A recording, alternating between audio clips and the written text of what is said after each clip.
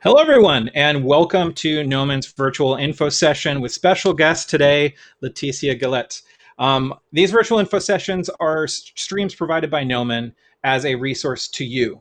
And it's your way to hear from some of the industry's top artists, as well as hear about Gnomon's educational offerings and how Gnomon can help you achieve your artistic goals. So today I'm also joined just off camera by our events coordinator, Miranda Harrington, who is producing our stream today. And in the chat is our admissions advisor, Xander Puxad, who will be answering any Gnomon-related questions that you may have. Feel free to type them in anytime during the stream. We're also going to be populating a list of questions from the stream for Leticia, our guest today. So feel free to just put your questions out there as we're moving along. We'll do our best to get to as many of them as we can at the appropriate time. My name is Adam Hartel. I am a recruiter at Gnomon, and it is my honor to host you today on the Gnomon stream. So I would like to introduce our guest to you. Leticia Gillet is a 3D modeler and a texture artist with a focus on bringing characters to life. And before coming to the US, Leticia worked in Brazil with ArcViz in commercial houses as a 3D generalist and taught for 3 years on the subjects of ArcViz and 3D character creation. Leticia moved from Brazil to follow her dream of studying at Gnomon School Visual Effects, and while she was there, she studied a ton, worked really hard, and met some amazing artists. And after finishing her education, she worked for various studios, including Disney Consumer Products, Blizzard Entertainment as a 3D character artist, on Overwatch. She was at DreamWorks as a 3D modeler, and Netflix Animation as a character development artist. So we've got a fantastic guest with us today, guys. And with that, I would like to say welcome to the stream, Leticia. It's great to have you here. Yeah.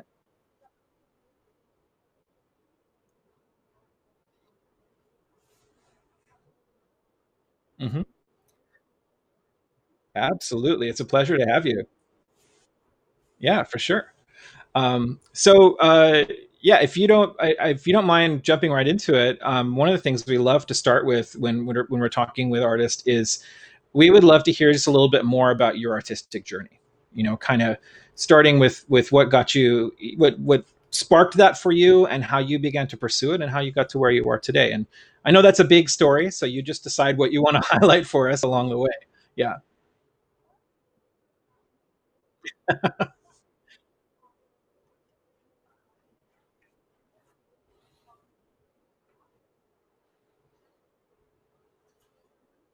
Hmm.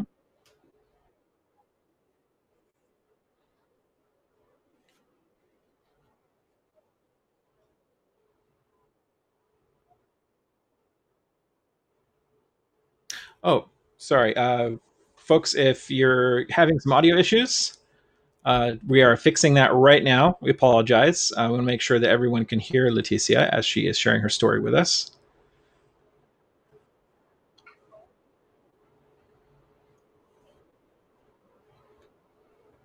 Are we looking good now? And maybe if you're watching, you can even just jump in on the chat and let us know.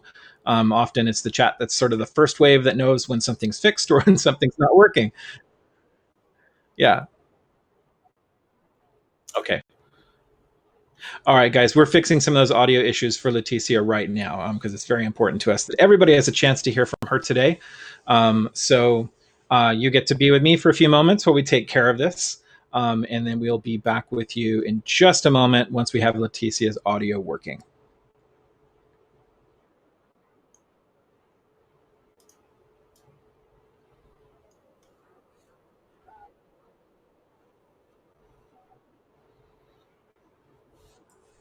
And for everybody who's just joining us, this is Gnomon's virtual info session with special guest Leticia Gillet. And today we're going to be spending some time hearing from Leticia about her journey as an artist, what she's doing presently. I believe she also has some great stuff to show us. And then we're going to wrap up towards the end of our time with a brief informational session about Gnomon. That's your sort of one-stop shop to hear all about our educational offerings, what Gnomon is as a school, and the success that we've had with our alumni and the kind of studios that are hiring the folks that go to school at Gnomon. And of course, there's no better way to learn about Gnomon from someone who has actually attended.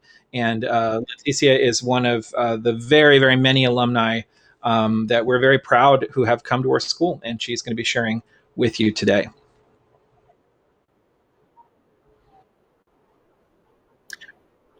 And can everyone hear me? Are we good?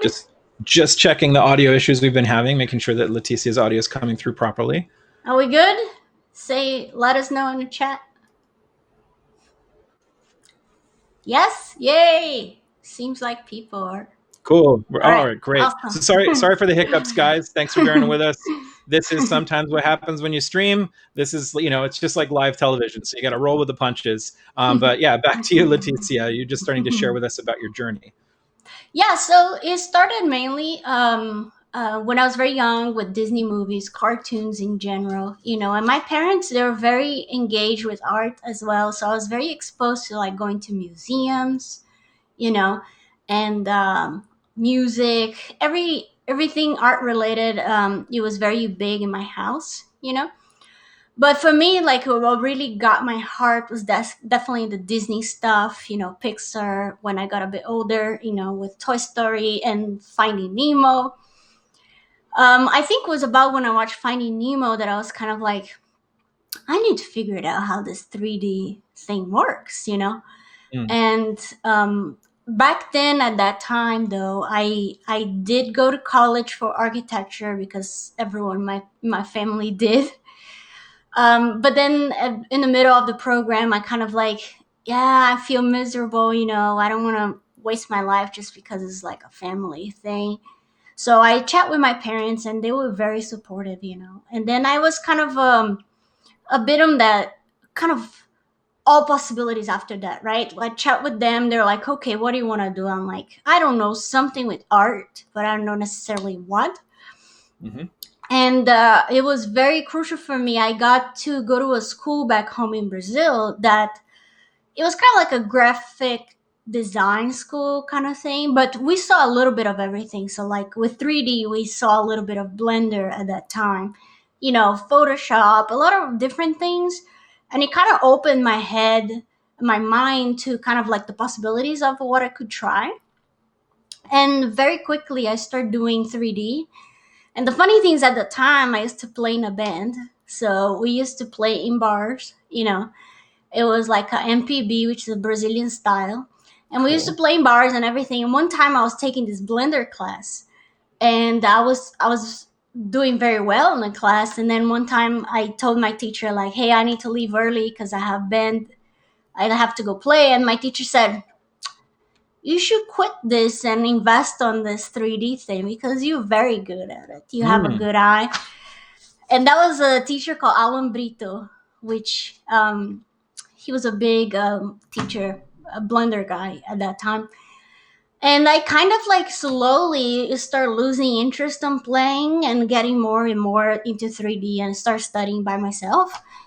And then a little bit after that, another school opened in my city. It was very specific for 3D, so character modeling and things like that. And then I was like, oh man, I need to do this. And at that time, I was already doing 3D for ArcViz. So like making physical, digital maquettes for like buildings and, things like that. And that was it. Like I started, and then right away when I got there and I started hearing about Gnomon even, like I didn't even know Gnomon existed at that point. Mm-hmm. And my teachers were like, oh man, you gotta check the school, it's so crazy and stuff. And I was like, that in that moment, that spark, I'm like, I need to go to this place. If I want to be serious about this, I need to go to this place. And that was when my journey started of like putting money together, talking with my parents. I come from a small size city in Brazil, so you kind of like have to plan a lot. And it took me about 2.5 years of planning until I was able to submit to Gnomon, get in there, live my two years of dream, and then get into the industry, like ready for professional work. Yeah. And after, so after that, I worked at Disney Consumer Products after Gnomon. Then I went to Blizzard, then DreamWorks, then Netflix. Now I'm back at Disney. So yeah. Wow, what a journey! You mentioned something really well, everything you're saying is super inspiring. But you mentioned something really important that I wanted to take a quick look at. When you first heard about Gnomon, you said something interesting because you said then you made a plan, and that plan took time. Yep. And I think sometimes we can see things that we really want, and I think it goes from being a dream to being a plan when we Yeah. start counting the cost and we start counting what's necessary. And a lot of times people are like, well, if I can't do it right now, then it's not possible. So Yeah. tell us Uh, a little bit about what that took for you. it's funny. It's funny because when I start saying to my friends and stuff like I'm gonna go to Noma, I'm gonna make it work, it's like no one believed me really. Mm-hmm. Like only the people that really knew me that I was like a big dreamer, and I made my dreams come true would know. But for me, it was more like really understanding like depending where you're coming from. I'm coming from Brazil, right? Um, you gotta make your research. You gotta, for example, there was another Brazilian person at Noman, so I contact her and I ask a bunch of questions like, where is the cheapest place to live? Where is it? What do you eat? Like I asked a bunch of stuff. I became great friends with her. Her name is Leticia as well, and she works at Cool. DreamWorks. Uh-huh. She's a Gnomon alumni. So I contact people at Gnomon. I went to Gnomon once before, so I traveled to LA and then I went there to talk with Gnomon and see what do I need to do to make this happen. So it was a big planning. It took effort not just from me but my whole family. Right? It's like my dad had to help me, my sister, everyone helped in what they could. Wow. So it was a big thing, but luckily enough, I have a family that really believes in me, and if you don't have that, it doesn't mean that you can't do it. It just means that you got to find a plan that works for you, right? Mm-hmm. This is the plan that worked for me. I sold my pitch to my family and they bought it, and then we made it work, Yeah. So everyone chipped in a way. It was Mm-hmm. crazy, but it was so worth it, and in some ways, even when you go through that process, it makes you value more the time when you at Noman specifically. You know what I mean? Definitely. Yes. Like I was there 300%, Mm-hmm. because I knew that everyone that I love was believing and investing on that. You know what I mean? Mm-hmm. Well, and you So already proven to yourself that you were willing to do what it takes too. I right, think that builds a lot of self-confidence to go for it at the level that you had to go for it. right, Did yeah. you struggle with because I mean you seem like a fairly optimistic, upbeat kind of a person, but did you struggle with your doubts? Did you ever think like, oh, there's no way this is going to happen, or what was that like for you? Um, you obviously we all have insecurities. Like the moment I sent my portfolio to Noman, I was like, oh my god, please accept me. Because you gotta apply.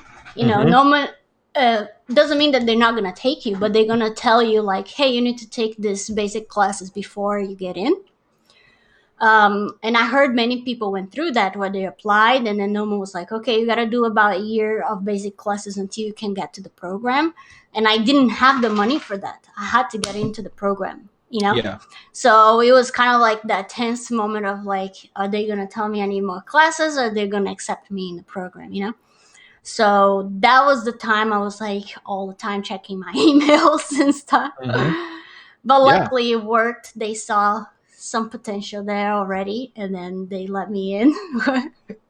Yeah. And I mean, if you don't mind me asking to unpack this just a little bit more, because I think this is such an important subject, I think, for anybody out there that is making a consideration like this. One of the things that's very unique about Gnomon that can be a challenge to communicate to other people, because everything's different at other places, is that the admissions process at Gnomon is very different than a lot of art schools. Right. Because most art schools, it's kind of set and forget. It's all up to you to make it right. And then you send it in, cross your fingers, and hope that admissions says yes. But at Gnomon, admissions is a lot more involved in that process, getting up to the point of applying. How did that work for you? Yeah, I mean, I it was funny because at that time, like, I made a blog, and then I posted a bunch of drawings because, like, even though I was a 3D person, it's nice to show some basic knowledge of drawing to Gnomon, so they can see, like, sometimes it's like it's hard to tell, is this she did what she did on this image, like she modeled this, she textured this, so like I put it some of my 3D stuff, which definitely was the stronger part for me, but then I had some drawings, some like studies of like gesture drawing, things like that, just to show them like, hey, I have some development here, but my Yeah. focus is more 3D, Yeah. and but yeah, like at that time, it took, I can't remember if it was like 2 months or so to get to hear from them. It was like some painful 2 months, Yes, of but it was course. all worth it. Yeah. Yeah. Well, and Um, what's amazing is like I'm listening to your story and everything you talk about that you had to do for yourself before you even got to Gnomon. exactly. I'm listening to all of that and I'm like, these are all industry skills. These are Right. all things you have to know how to be a self-starter, how to be a Right. good communicator, to stay on top of that communication Yeah. and to, suspend disbelief and believe that it's possible. Uh So, huh. I mean, you're already getting ready for the industry just by Yeah. And being my willing to plan go was for it. like, if no one told me like you gotta take basic classes, because I didn't have the money, my plan was like, okay, I'm gonna wait maybe one more term, I'm gonna study more and then apply again with a new portfolio, so that was kind of my plan if they didn't take me, because I couldn't Hmm. go, I had like tight money for the program, that was it, you know so for me, it was more like, all right, I need to invest on myself, like at home, and just study and apply a new portfolio as soon as possible. Yeah, Yeah. I love that. Yeah, tenacious. Yeah. That's the way you got to do it. So is I think as we before we finish up on just kind of your story as an artist, um, looking back on your entire career up to this point, what's an example of something that's one of the most challenging things that you've faced as an artist, whether that's a project or having to overcome something as an artist? What's one of the challenges that you've dealt with? I think I'll go back to Noman in a way where, like, my English was not the greatest at when I got to Noman. And then, like, moving to a new city in a new country with new people, a new language, everything it felt so much, And luckily, because Noman takes so many international students, like, we all, in some degree, very fast became family because no one Mm, had family there. You know what I mean? yeah. So, Yes. like, even my roommates and stuff, like, we became family, and the goods and bads of family, in a way. And I think the hardest part was that is like having high performance in school when you don't even speak the language very well. You know what I mean? So sometimes I remember I'll be in class, like, I don't know, 9 p.m., and the teacher would be talking, and then my brain would just stop translating at that point, Mm, hmm. and it would just become like rah, rah, rah, rah, rah, rah. And I'm like, I can't focus, because I was so tired. But obviously, like, after a few months, your brain kind of develops the skill already to translate, and you get over it. But it was just those like 3 to 4 months that was very hard because everything was Yes. so damn new. Yeah. Absolutely. So yeah. No, I totally respect that. I lived outside of the U.S., my country of origin, for 13 years. Mm. And everything you're talking about, I can completely concur that those are incredibly challenging things. On top of, you had a double whammy because you were also going through an incredibly challenging education at the same Yeah, time. But you made it. I did. Yeah. So, and then kind of going with that question is, what's one of the most rewarding experiences you've had so far as an artist?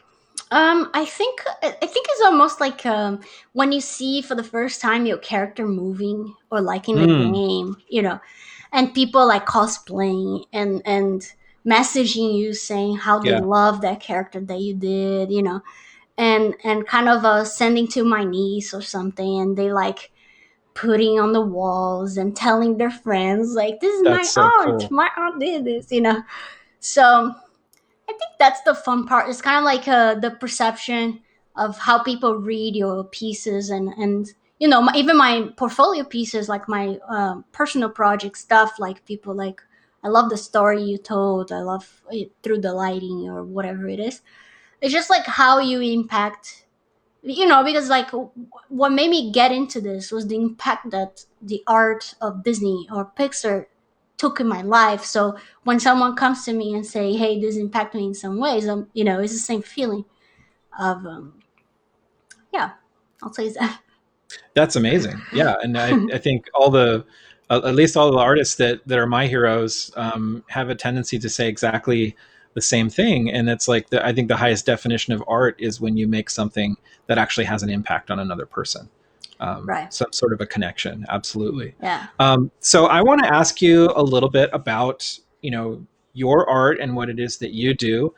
So I'll ask a question that can be a springboard into whatever you want to do in response to that. If you have something you want to show us, you want to talk about something, but I love that you describe in your bio described you as you like to bring characters to life. Mm-hmm. And that's not something that just happens automatically in 3D. Just because it's in 3D, 3 dimensions, doesn't mean it feels like it has life in it. Right. So that's a big part of the art of it. How do you go about what's important to you in the process of bringing a character to life, and what does that mean? Yeah, like again, it goes to that point where like considering that art is a way for you to speak, right?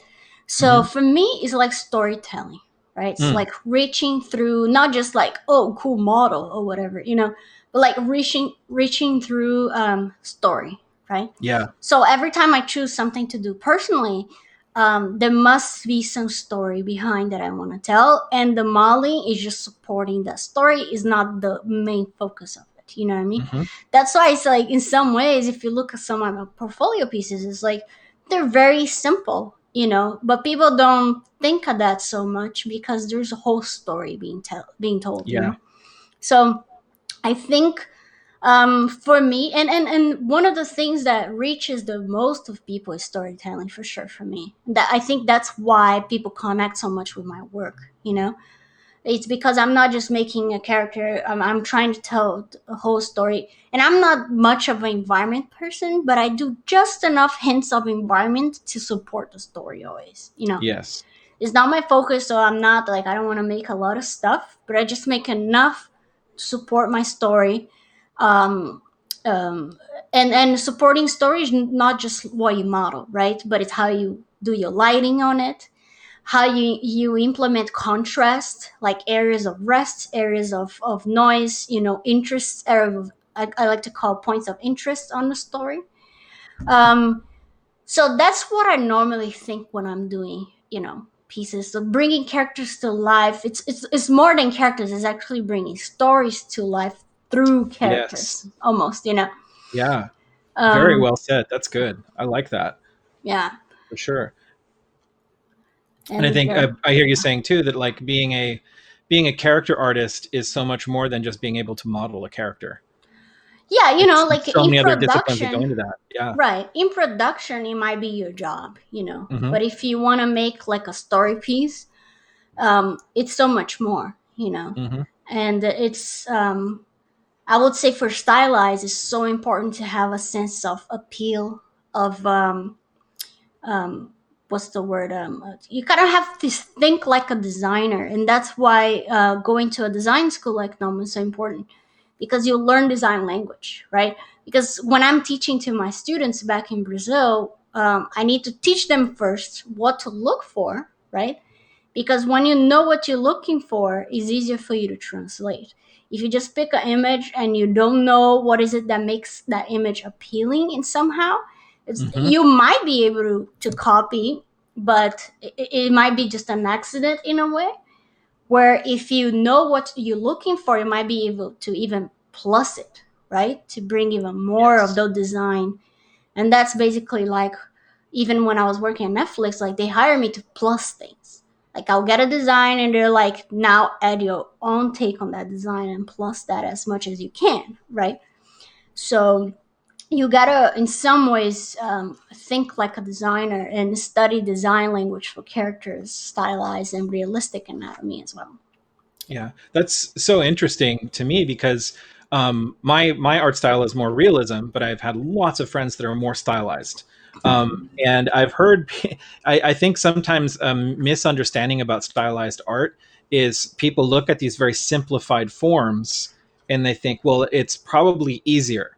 Mm-hmm. Um, but I've, in talking with people I know and also with artists such as yourself, it's not, because even in realism, you have to design.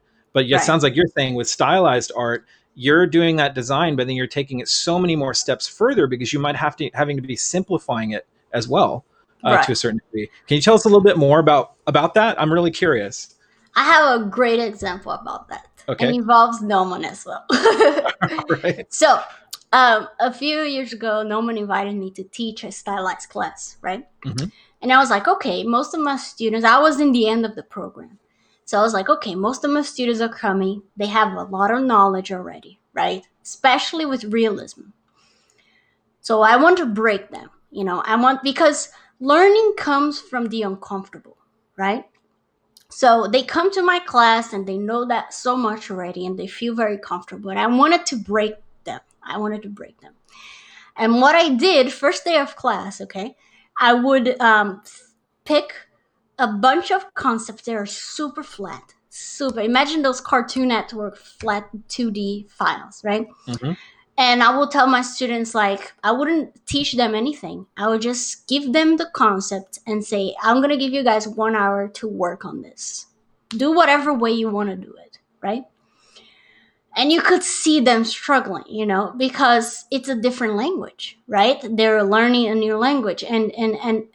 And putting that uncomfortable feeling is so important because it feels like you're growing, you know? So after the 1 hour, I'll go around and look at them. I wouldn't say anything. I would just go around and look and look. And then at the end, I'm like, how you guys feeling? It's like, that was a bit uncomfortable, I was like, that's the point. Learning comes from being uncomfortable. If you're doing just what you're comfortable with, you're going to get similar results, right?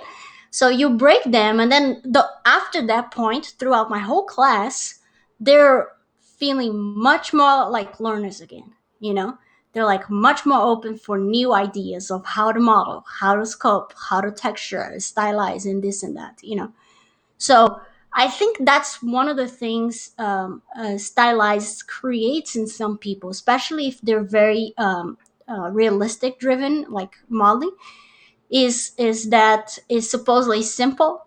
But if you go to a super simple drawing, it's actually much harder, you know. Yeah, I would imagine.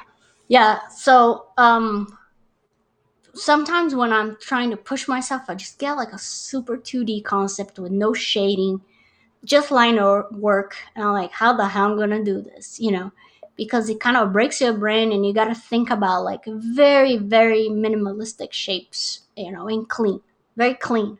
You can't hide things on cartoon, Hmm. you cannot. Like in realistic, you can start doing it, and even if it's not clean, it feels like a texture, right? That kind of like, Yes, yes. but you cannot hide things in Hmm. stylize, you gotta be super clean and sharp. And I like to Hmm. say the word intention. Every movement you're making, every decision, or like straight or curve, has to have an intention, you know so that's kind of how I see it. Yeah. That's fantastic, and it's super helpful to me too. Like, there an artist that we recently had on the stream, Della Longfish. We had him on the stream with Raphael Grassetti, and he was sharing about how he, as a concept artist, his art style is more realism, or like stylized realism, as they say, at Santa Right. Monica Studio. But he talked about in previous jobs when he was doing IP development, he had to do stylized work, and what a stretch that was for him, but Mm, also like increased his abilities with his realism as well, because now you're right. training your eye. Would you agree? Oh, for sure. Like Yeah. my latest pieces that I'm studying, they're all more realistic, because you gotta always go back and forth in a way, to kind of like, what can I get from here and bring it here? What can I get from here and bring it here? So like lately, I've been experimenting much more of pushing realism on my pieces. Considering that at work I'm doing pretty stylized, so it's fine. I'm still studying that. But Hmm. on my personal stuff, I'm like, okay, I'm gonna start pushing some realism and see what kind of style I get for myself. I'm like Yeah. testing the water. Um, But the same comes from anatomy, right? You gotta do anatomy studies, like if, for you to simplify something, you gotta understand that something, right? So if I need to simplify the arm, I need to understand how the arm works and what are the points, the apexes, and that I want to simplify to make it cartoony. So I love taking anatomy classes whenever I can, or like drawing or sculpting, doesn't matter, you know. Hmm. I'm not like a big person to draw anymore. I do much more of my studies in 3D, but even watching drawing and doing 3D at the same time, you're already learning a Yeah. lot from it. Yeah, and it's so true what you say about, those foundational skills are 100% instrumental in developing a stylized look, but also 3D as well. Like, you talk about you did drawings yourself and you drew, even though you felt your 3D work was stronger, it's still necessary to internalize those forms in that way. Right. But you obviously have gotten to a point where you're able. It sounds like you're sketching in 3D Yeah, I when do you're prefer going yeah. straight to 3D just because that's how my brain works. But I would say like a tip for people, like when you get a concept and you need to translate in 3D. This is something I do since I was a Gnomon, and I do until today. The moment I get a concept, I go to Photoshop, put the concept there, create a layer, and I start drawing on top of it. And it's almost like this conversation you're having with the concept where you're drawing on top and you kind of like understanding like, oh, here is this very nice curve, and then it goes kind of straight until the tip of his hair or something. So it's kind Hmm. of like almost like you're having a talk with that concept and kind of mapping in your brain what is going on. And since I started doing that, and I don't even remember why I started doing it, it's like it helps me so much that I never stop doing that. I like to call the talk, you gotta talk with your concept, That's and kind good. of map it in your brain. And the moment you do that, it's so funny because like you might spend maybe like 2-3 minutes mapping, but the moment you go to ZBrush, it's almost like you drew that in some way. It's like you Hmm. know those lines much better than if you didn't do that step, and that works very well for me. Yeah, Well, and I think it's important for people to understand that what you're talking about is more than just tracing. yeah. Um, that's It's so much mapping more. design, Yeah. yeah, mapping decisions. Let's say, Hmm. what are the intentions that the designer had here, and then let's try to figure it out and talk with it, in a way. Yeah. But yeah, I think the way that you can do that is because you have studied design yourself. You have studied anatomy, and you understand the information that the concept is interpreting, as Right, opposed to just kind of, well, if this concept artist, he or she put a line there, then I'll put a line there, but I don't know why. right, And I only bring it up because I know that, talking with a lot of younger artists myself, sometimes there's a misunderstanding about what that is. right. Because Yeah, there's no shortcuts. You don't yeah. get to shortcut the learning process, Yeah, to get somewhere. it's yeah, and the more you understand structure, the more successful it will be, right? Your modeling. Absolutely. It's Yeah. it's like sometimes you see people that just copy photos and they're very good at it, but then you ask them why they did that, they have no clue. That's what they're gonna do. They're gonna keep copying photos. Hmm. But when you understand that, you can translate and make your own story, your own conversation. In a So way. true. Yeah, because in order to draw or model from imagination, you need to be able to take real world information and then interpret Right, that into your story and what you're doing. right. Um, so good, so inspiring. Um, all right, so I'm hearing that story is such a big part of when you're bringing a character to life. You have to give them a story. You have to put them in a story. Um, Correct.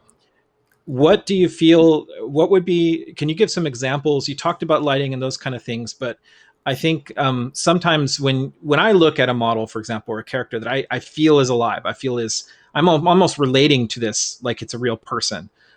There is a spark there that I can't put my finger on, just it just feels right. As an artist who's on the other side, actually making these things, what are some of the specific ways that you've discovered about how to achieve that? I would say like a lot of the posing, let's say, like when you pose a character, you want to get that kind of natural feeling. A lot of times, what I like to do is like have someone pose it and take a bunch of photos, like around. Oh, okay. Take Yeah. from the top. For example, I have on my portfolio a piece that is like a guy playing the guitar, you know, and I was struggling to make that feel natural. And then, like, you just get someone like your husband or your friend or your sister, whatever who is, put them sitting holding something, and just take a bunch of photos, because again, it's like you always have to go back to references, right? You have to have good references for at least as a starting point. So I think most of my scenes when I did for my portfolio at Gnomon, like my roommates, I would just make them pose it for me, and I'll take a bunch of photos, and then I would just try to push it, like cartoonify in a way, like push a little bit more, and test with that. But for posing, that's tricky. Like, one thing I would say, like, you really gotta get those hands right. I've seen so many models that the pose is all right, but then the guy's holding this huge weapon, but then he's like this, Mm, Where, hmm. like, you want to feel this. It's like that shit is heavy. You know what I mean? Yeah. So you gotta almost like you gotta think, and when you put someone to pose it and stuff, that's when you start thinking about that. Like, oh, he's holding a guitar, he's holding a axe or something. So hands, I see so many bad hands in like great models, because it just doesn't you don't feel the weight of things. Same thing for the pose itself, right? You gotta learn how to add that weight to the pose, or else it just feels like a character like this, like nothing's happening. You know what? So again, go to references. If ask someone to pose it, give something heavy really for them to hold it and see how their hands are behaving. Yeah. So that kind of weight, I would say the word would be balance of pose, right? Contrapposto, and the weight of things. Yeah, Yeah. Which sometimes can be so subtle. it can be so subtle. Yeah, Yeah. exactly. Yeah. Like, But if you're not looking for it, you don't pick up on it. it just, yeah, Something it I, just yeah, feels stiff somehow, right? And I think animators are so good at that. When I right, watch someone who's an animator draw, for example, a static illustration, just one pose, they pay so much attention to everything that is you're talking about, the right, the weight and the position and how gravity is affecting them, and right, and it makes it so much better. Yeah. right. It's like whenever I can, like with stuff, I show to my animator friends, like, what do you think of this pose? Because they know that so much better than me. Yeah. Not just pose, but expressions as well, right? Hmm. Sometimes I do it expression, but I have kind of like that kind of light hand where I don't push too far, and they're like, throw her chin this way, do this, and then you're like, oh shit. So you have an animator friend, make use of it. Yeah. Yeah. Now I've got plenty of questions, but I also want to give you the opportunity. If there's anything that you came with that you wanted to have the opportunity to share or to show our audience today, I don't want to just keep pushing you along the questions and give you a chance Yeah, as let me well. open the OBS here. Okay. And if you're, well, Leticia is getting that ready. If you're in the chat and you've got questions for Leticia, you don't have to wait. You can feel free to start typing in your questions now. Both Xander as well as Miranda, who are in the chat right now, will help get those questions to me. Some of those we'll be able to ask in the moment, because sometimes it's better to do it that way. And then we'll try to also get to as many of those questions as we can towards the end of our time with Leticia today. Not so, yeah, if you guys want to share my screen. Sure. Um, okay, We're just setting up a screen share test right now, guys, so we can make sure we can get that to you the best way. cool.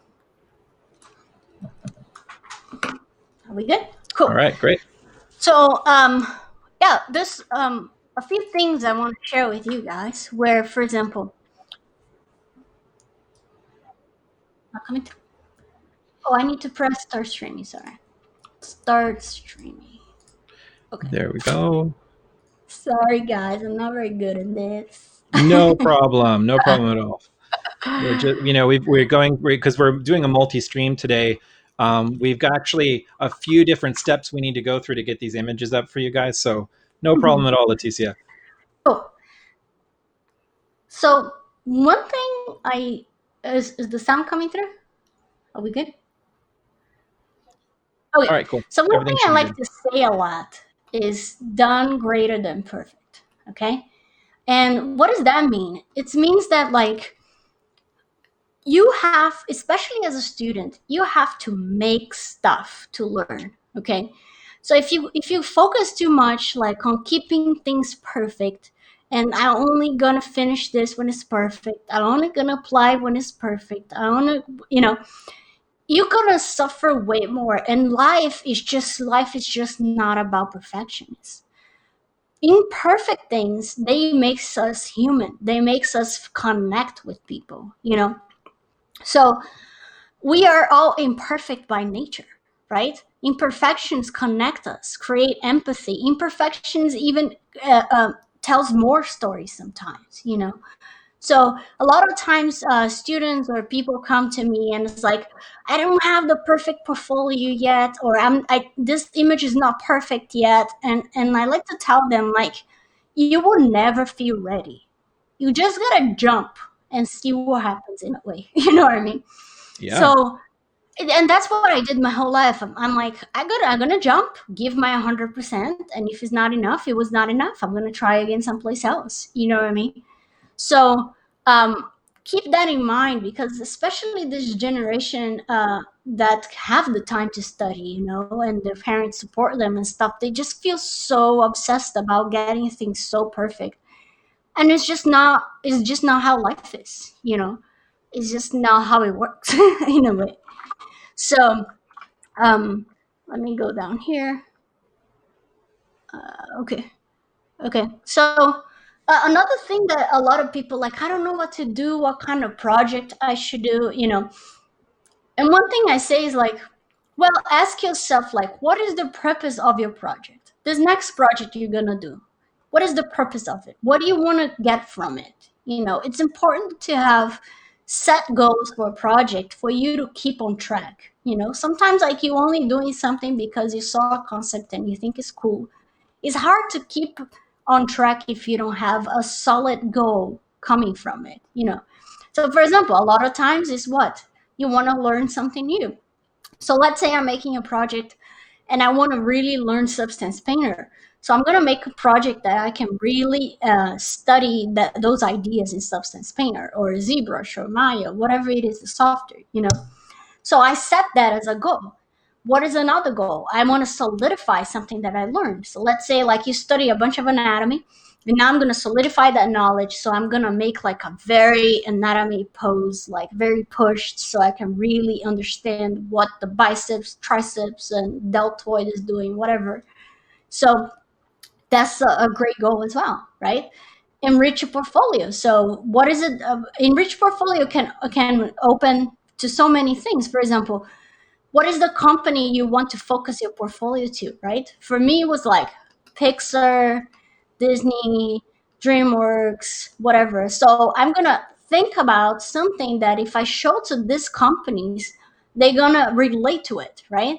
If I'm trying to apply to Disney and I'm making a bunch of robots and guns, they might hire me because their next show is about robots or something, if possible. But they might look and say, I don't know if she's fit for this, specifically.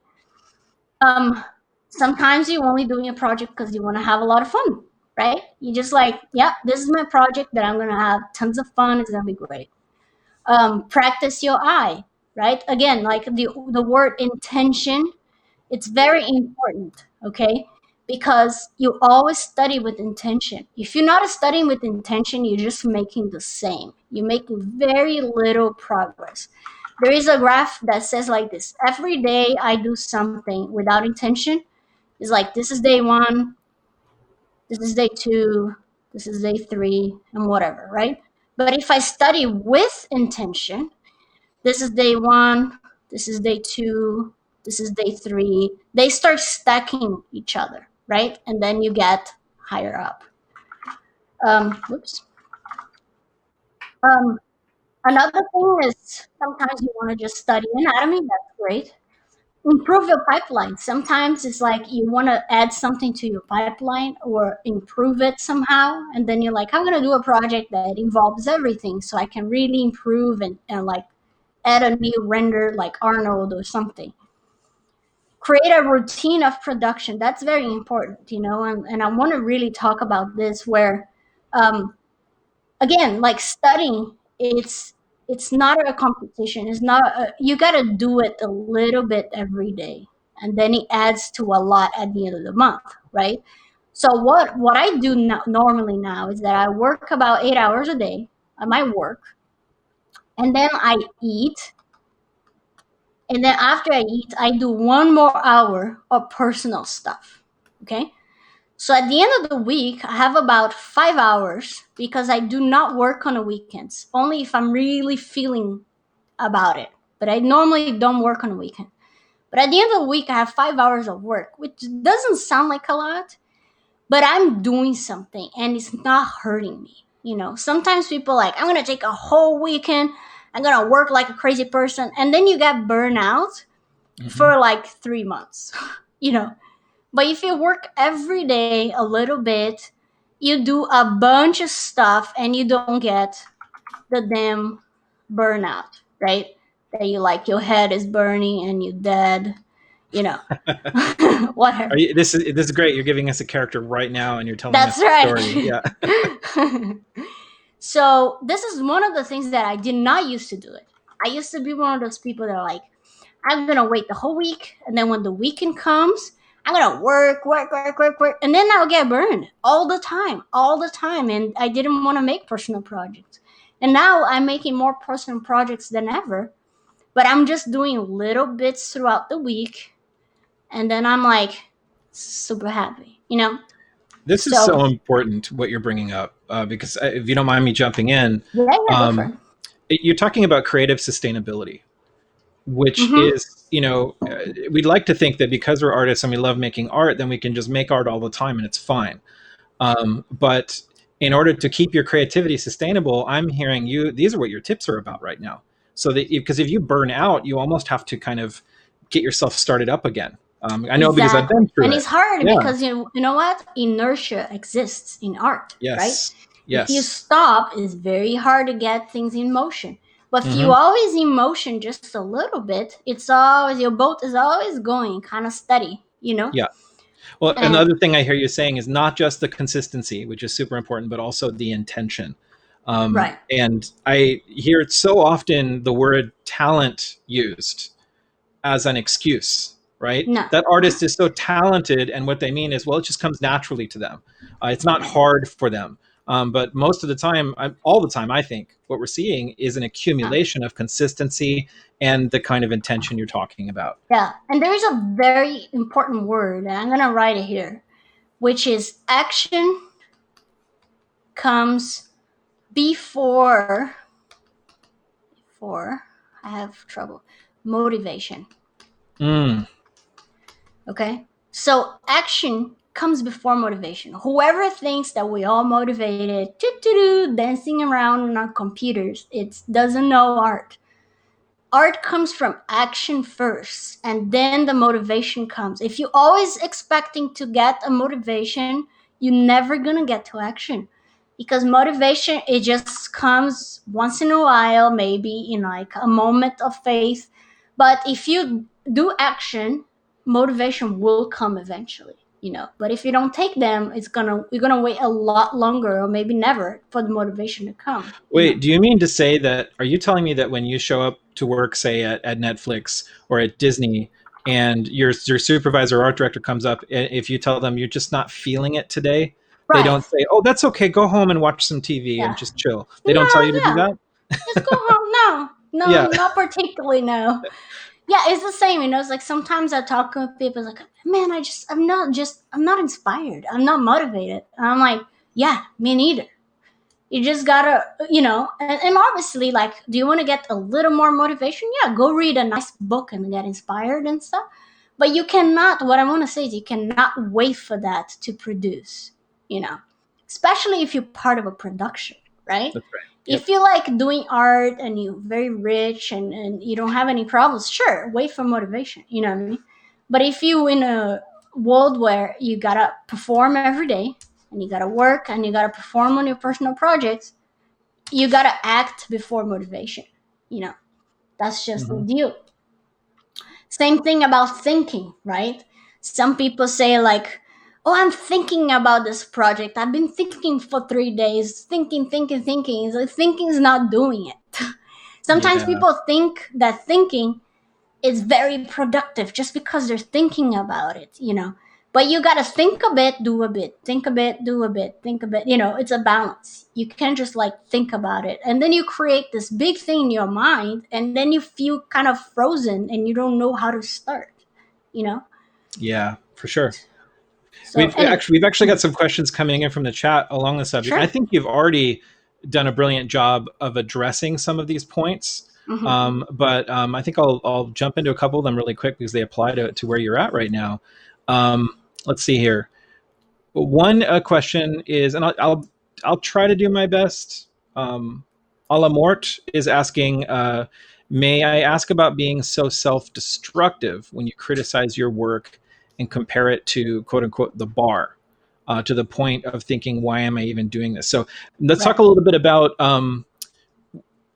applying that consistency and keep doing and find the motivation. But how do you do that when you're dealing with a little bit of imposter syndrome, maybe? Yeah, imposter syndrome is something that, is deeper, I would say, than anything that I can say, because we all go through it in some degree, right? A lot of it doesn't involve art at all, right? It involves your relationship with yourself as a person, right? So sometimes, and what I learned to do is to exercise self love, basically, right? We got to understand that it's not a competition. You doing your life.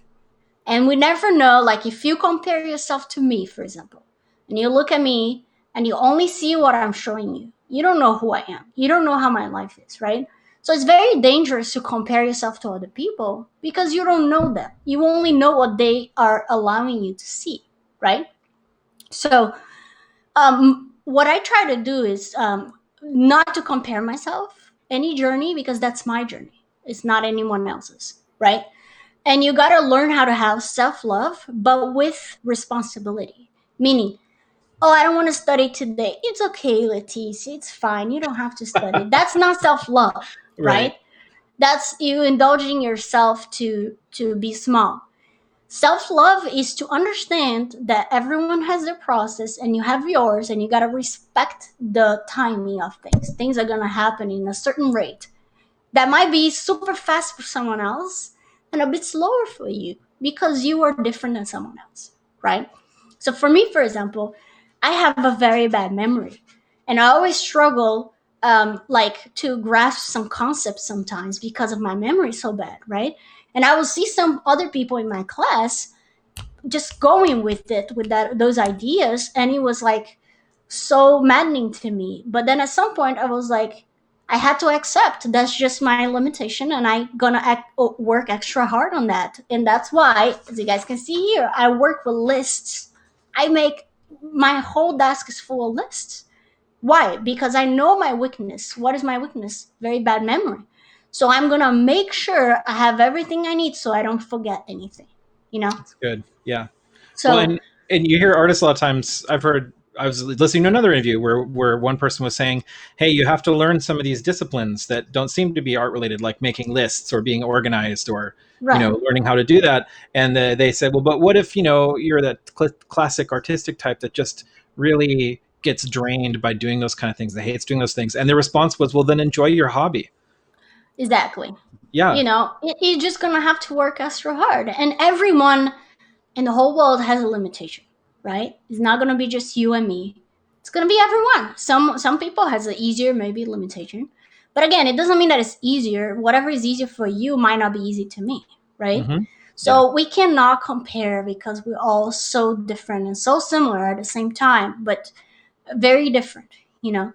So that's one of the things I like to say. And the moment I myself stop comparing myself to other people and just kind of like to try to thrive with my own way of being, that was Hmm. like a liberation almost, you know, Yeah. Yeah. because that's when I learned that I gotta have self-respect with responsibility for my actions, for my own life, right? um so that's what I would say. Did How do you that? Hmm. and that's thank you so much. Mhm. I'm like taking notes myself, because it's so important, I think, for everyone to hear. Um, what about when you are getting ready to submit a portfolio for a job that you're applying for? I would imagine that almost everyone out there feels like, well, this portfolio is not going to be the best portfolio they see today. How do you give yourself permission to put yourself out there in a professional sense? I would say like one thing I did since I left Gnomon is like you gotta get exposure, right? Hmm. You gotta get your work out there. You gotta have to be seen. A lot of good ways, not just putting a portfolio out, but other ways to be seen is like doing tutorials for 3D Total or ArtStation or whatever, doing interviews, with doing this kind of stuff, Yep. chatting with people. All of those stuff, again, is like your portfolio is just one piece of the puzzle to get hired, right? Normally, they see your portfolio and it's like, oh yeah, she's good. Let's bring her in for interview, right? And the interview part is the part that people forget that is so important because you gotta have people skills, work skills, to communication, be good, receiving critiques, all of that is what it's going to make you not just get the job, but stay in your job, you know. Yeah. So Yeah. the moment you do interviews, you talk with people, you make connections, you becoming beyond your portfolio. You becoming part of your portfolio almost. It's like, let's say someone looks at me and say, "Oh, she's so easy to talk to. She understands critiques. It's so easygoing. Let's hire her." In a way. So, and I learned that from Rafael Grassetti, where Mm. he always, his whole career, he was always putting himself with his art as a combo.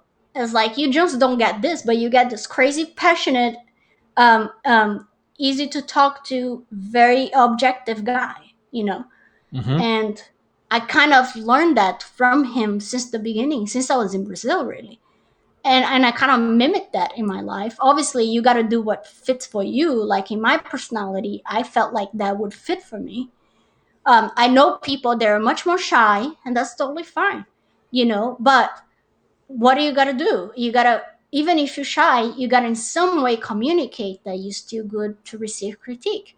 You still put, if you don't want to do this kind of live talks, just write a tutorial. Hmm. Writing a tutorial, you don't need to be talking with people in front of people, and you still putting yourself out there. Yeah. Yeah. So, And I have artist friends who are much more introverted than I am. mm-hmm. But even, some of my friends who are extreme introverts, they all say the same thing. It's like, at the end of the day, you are what the person is hiring, not just the portfolio. They're hiring you as a person. Right, And I think the big thing that I hear you saying is, you got to discover what your superpowers are, not right, what somebody else's superpowers are. And I think it's also a really big challenge to find your superpowers in a vacuum. A lot of right, times you need other people to give you constructive feedback so that right. you can discover them. Yeah. Yeah. So you kind of have to, see again, like it's almost like you got to think that, you got to do some self therapy almost, Mhm. Yeah. And I do that a lot where I get a paper and then I'm like, what do I think I'm good at? And then you write down, doom, doom, doom, without thinking too much. You just like, oh, I like to make people laugh. I like to do this. I like to do this. And you put in a paper. What do I think I'm weak at? Oh, I have a bad memory. I a bit disorganized sometimes. And you just write things, right? And only just having that visual cue of having a paper with things that you think is good and bad already brings you awareness. And the word is awareness, where you're like, what are the things that I can start working right now to improve? Or what are the things that I can keep doing and I know I'm doing well? I'm going to keep going.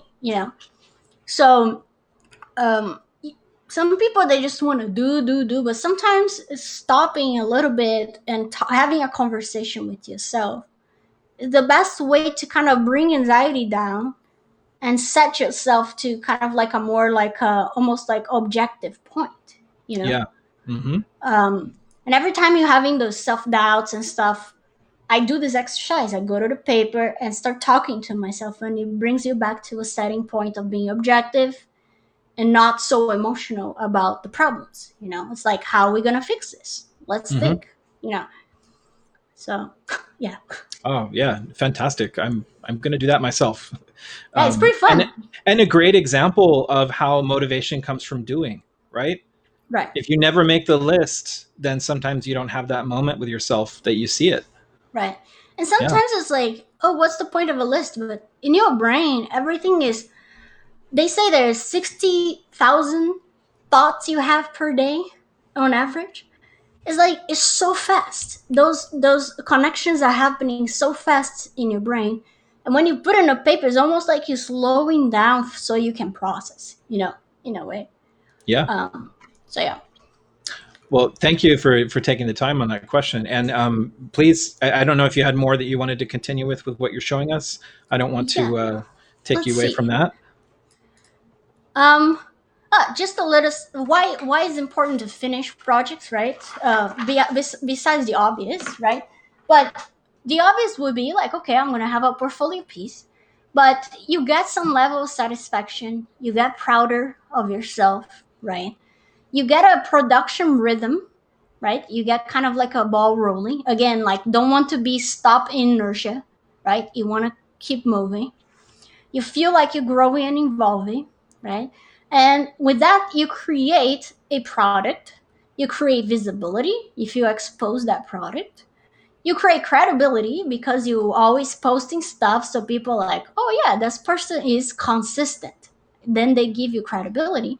And you might create opportunities, right? Recruiters might see your work and like, hey, do you want to work on this or that or whatever.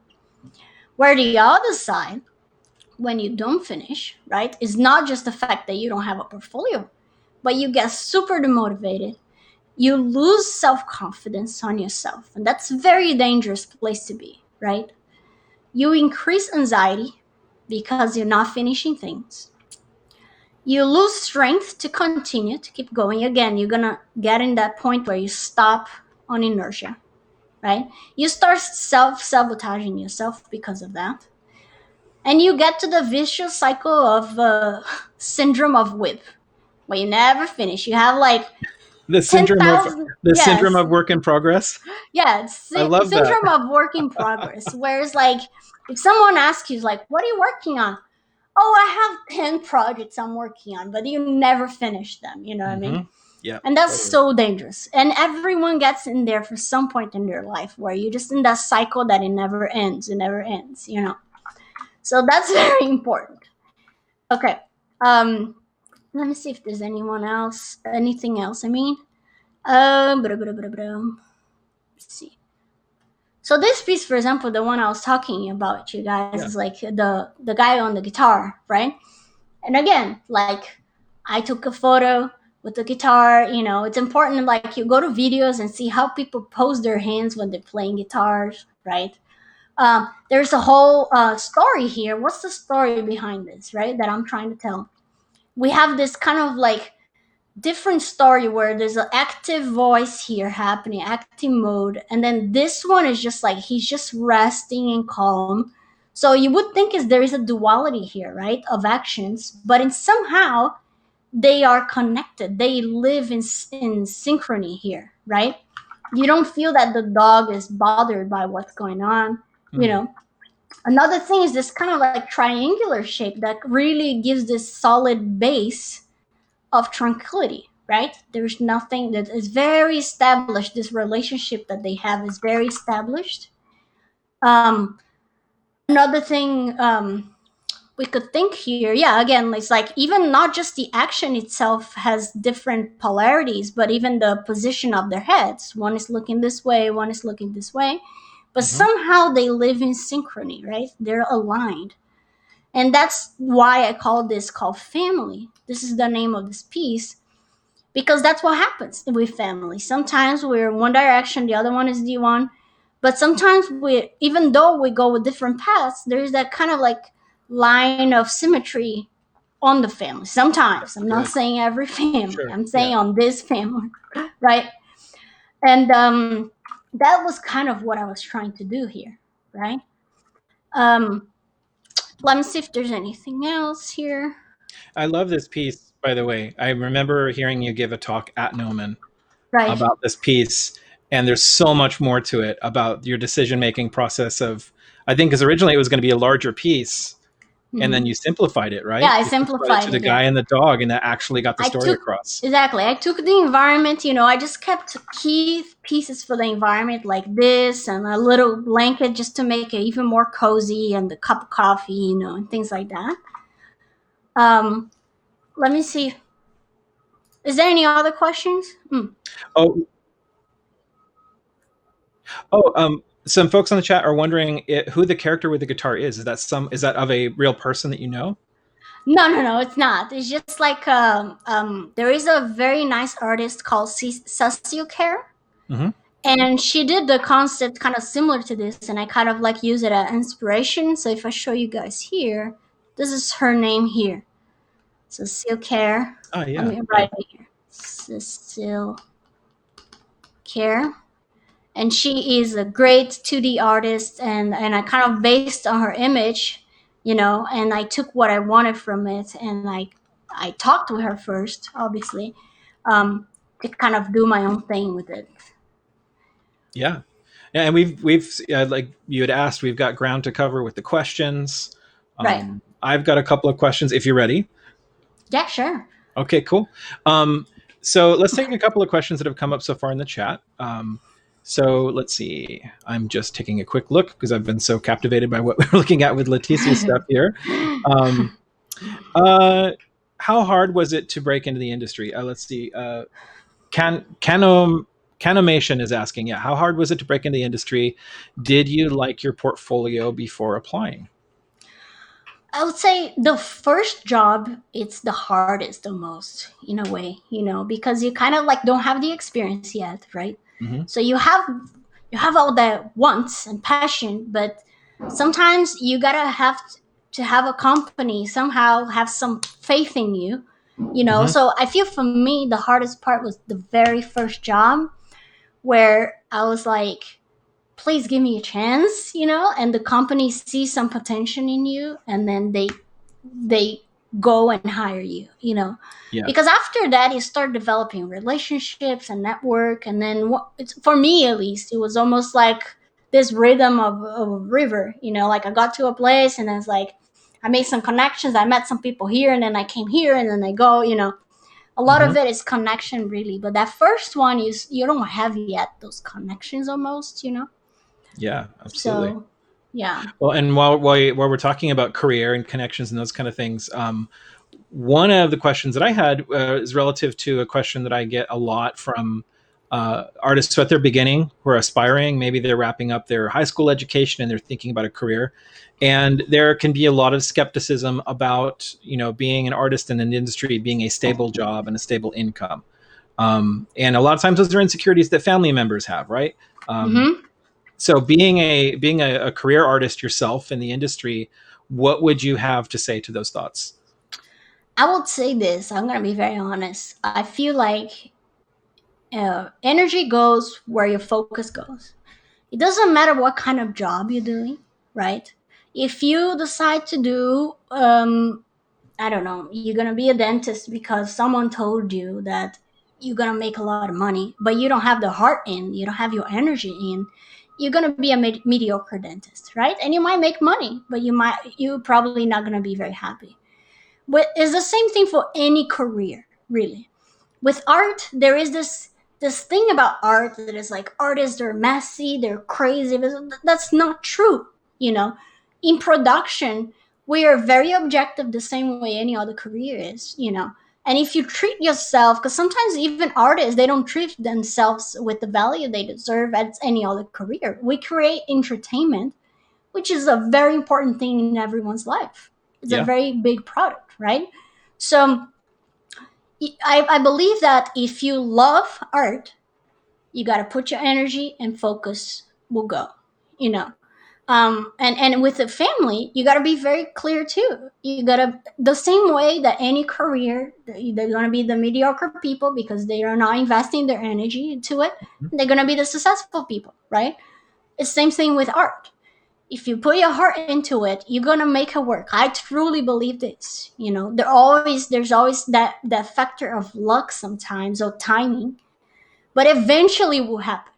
You know what I mean? It might not happen in the timing that you want, but eventually will. If you keep studying, if you keep keeping yourself sharp, you're gonna eventually happen, you know. Yeah.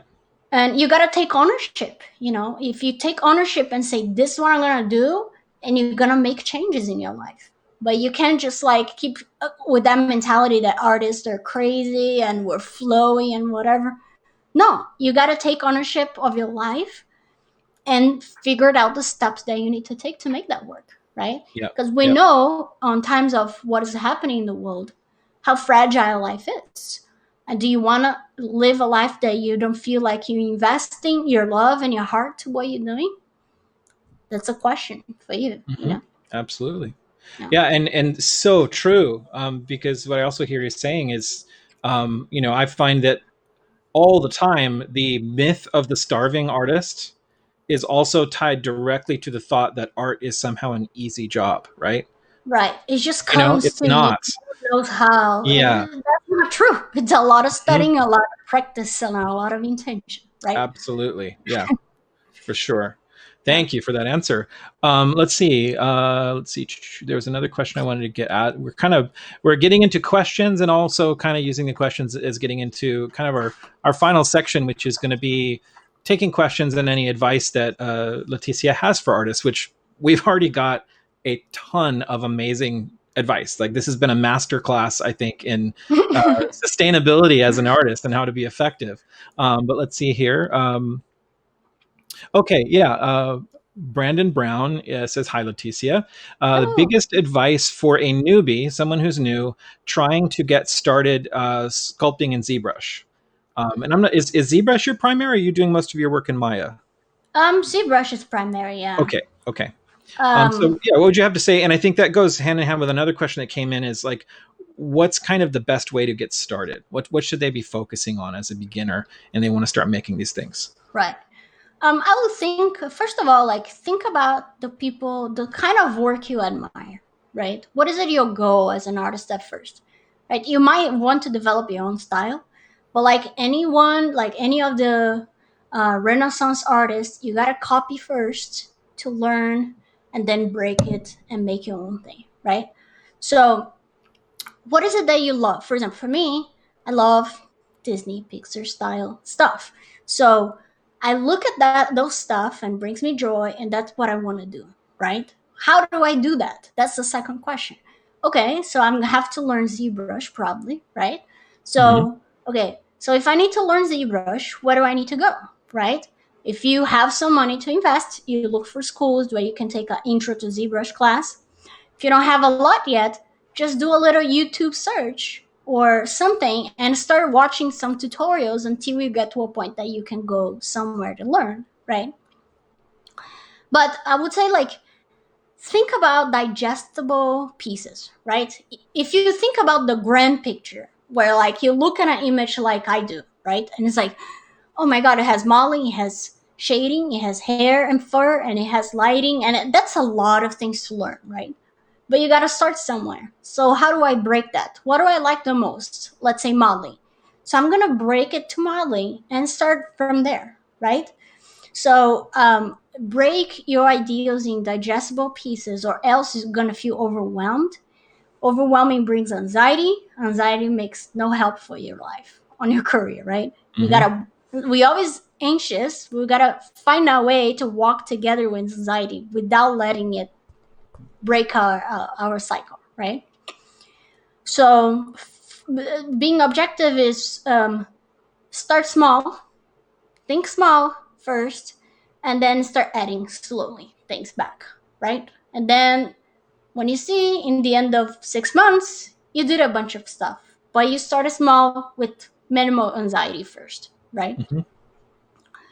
If you do have the money, look for schools or for tutorials or things that it's on the path that you want, and then invest on that, right? And again, money investment is, it's very important for you to keep you in track almost, right? Hmm. If you got too much things, how many times we do it where we think we get a bunch of free tutorials and we never watch it, but when we pay for that one class, we're Yep. like, I pay for this. And it's almost like that feeling of like, now I gotta make it work, in a way. Yes, So absolutely. I do that a lot sometimes. When I want to learn something, I just find a class, because if I try by myself, sometimes I don't have the strength for it. But if I'm paying, I'm like, yeah, I gotta make my money worth, in a way. So Yeah, that's kind of my way of doing it, basically. that makes total sense. Yeah. So we have, let's see, the type on this one is really small. Looks like Annie is asking, did you know that you wanted to be a character modeler from the beginning, or how did you know that about yourself? It's funny, when I got to Gnomon, I actually started as a generalist, because I do like a lot of everything. I do like modeling, lighting, texturing. So, and then slowly I found out that I liked it better making characters. So I changed my program during the process. I changed it to character in texturing, character modeling and texturing. But it's fun sometimes to kind of like do a bit of everything if you don't know necessarily what you want. Kind of like tap a little bit of things and then find out which one sparks joy. Hmm. And so you can kind of find the way, for me it was kind of like that, because even in the beginning of Gnomon, it's a bit more generalist in a way. So I kind of had a chance to tap a little bit on everything, and then I was like, oh no, definitely characters is my focus. And then I changed the program to characters. Yeah. Yeah, and I think that's really helpful too, to be able to work a little bit from general to specific, because sometimes you don't know what you don't know, in terms Exactly. of You're only things that gonna you like. know if Yeah, you try, right? absolutely. Let's see here. Thanotic, I hope I'm saying that right. Is it possible to transition from a non-arts background? I'm majoring in IT and economics, but really want to go after Gnomon and get into VFX. I've been doing Photoshop for some years now. I think when we started the stream, you had mentioned you originally were studying architecture. Right. So what would you say to someone that wants to make a bit of a pivot from a different background into this kind of art? Yeah. You are in a great position because you know what you don't want, right? So you're gonna put so much more effort to make what you want work, right? Sometimes when people are very young, they're never. But I'm talking to you, man. I'm saying, if you know what you want, you gotta just like give it all. There's no time to lose, really. And it doesn't matter your age. It's like learning is not linear, right? Everyone learns in different ways, and the more objective you know that that's your focus, your intention, the faster you will learn. So I would say follow your heart. There's no much time to do anything else. Yeah. Well, Thank and you. and and Xander, our admissions advisor, may have already addressed this in the chat. But the other thing that's important to know is that even though Gnomon students are at the caliber that they're at, it's true. It's a hard school to get into. Gnomon also does have pathways for people who may have not laid that foundation yet. That's why we have a foundation course. So definitely, because I heard you mention that you're interested specifically in Gnomon in the question, investigate that. Reach out to admissions. I think so often we get consumed with these questions and we keep to ourselves, and we forget that there's so many people out there that are willing to help us and to offer their advice and wisdom, just like you are today, Leticia. Um, Mhm. so let's see here. Just a few more questions here in the chat I want to address. Um, Looks like Berm Peril number one. I wanted to ask, how different is it to work for a game like Overwatch than, say, for an animated feature? Because you've kind of worked in both areas. Yeah, that's a great question. It's definitely a different pipeline. There's some similarities, but in gaming, there's a level of technical part as well. Normally in gaming as well, I had to do modeling and texturing, where in animation, it's mostly separated, so I do just modeling. Mm-hmm.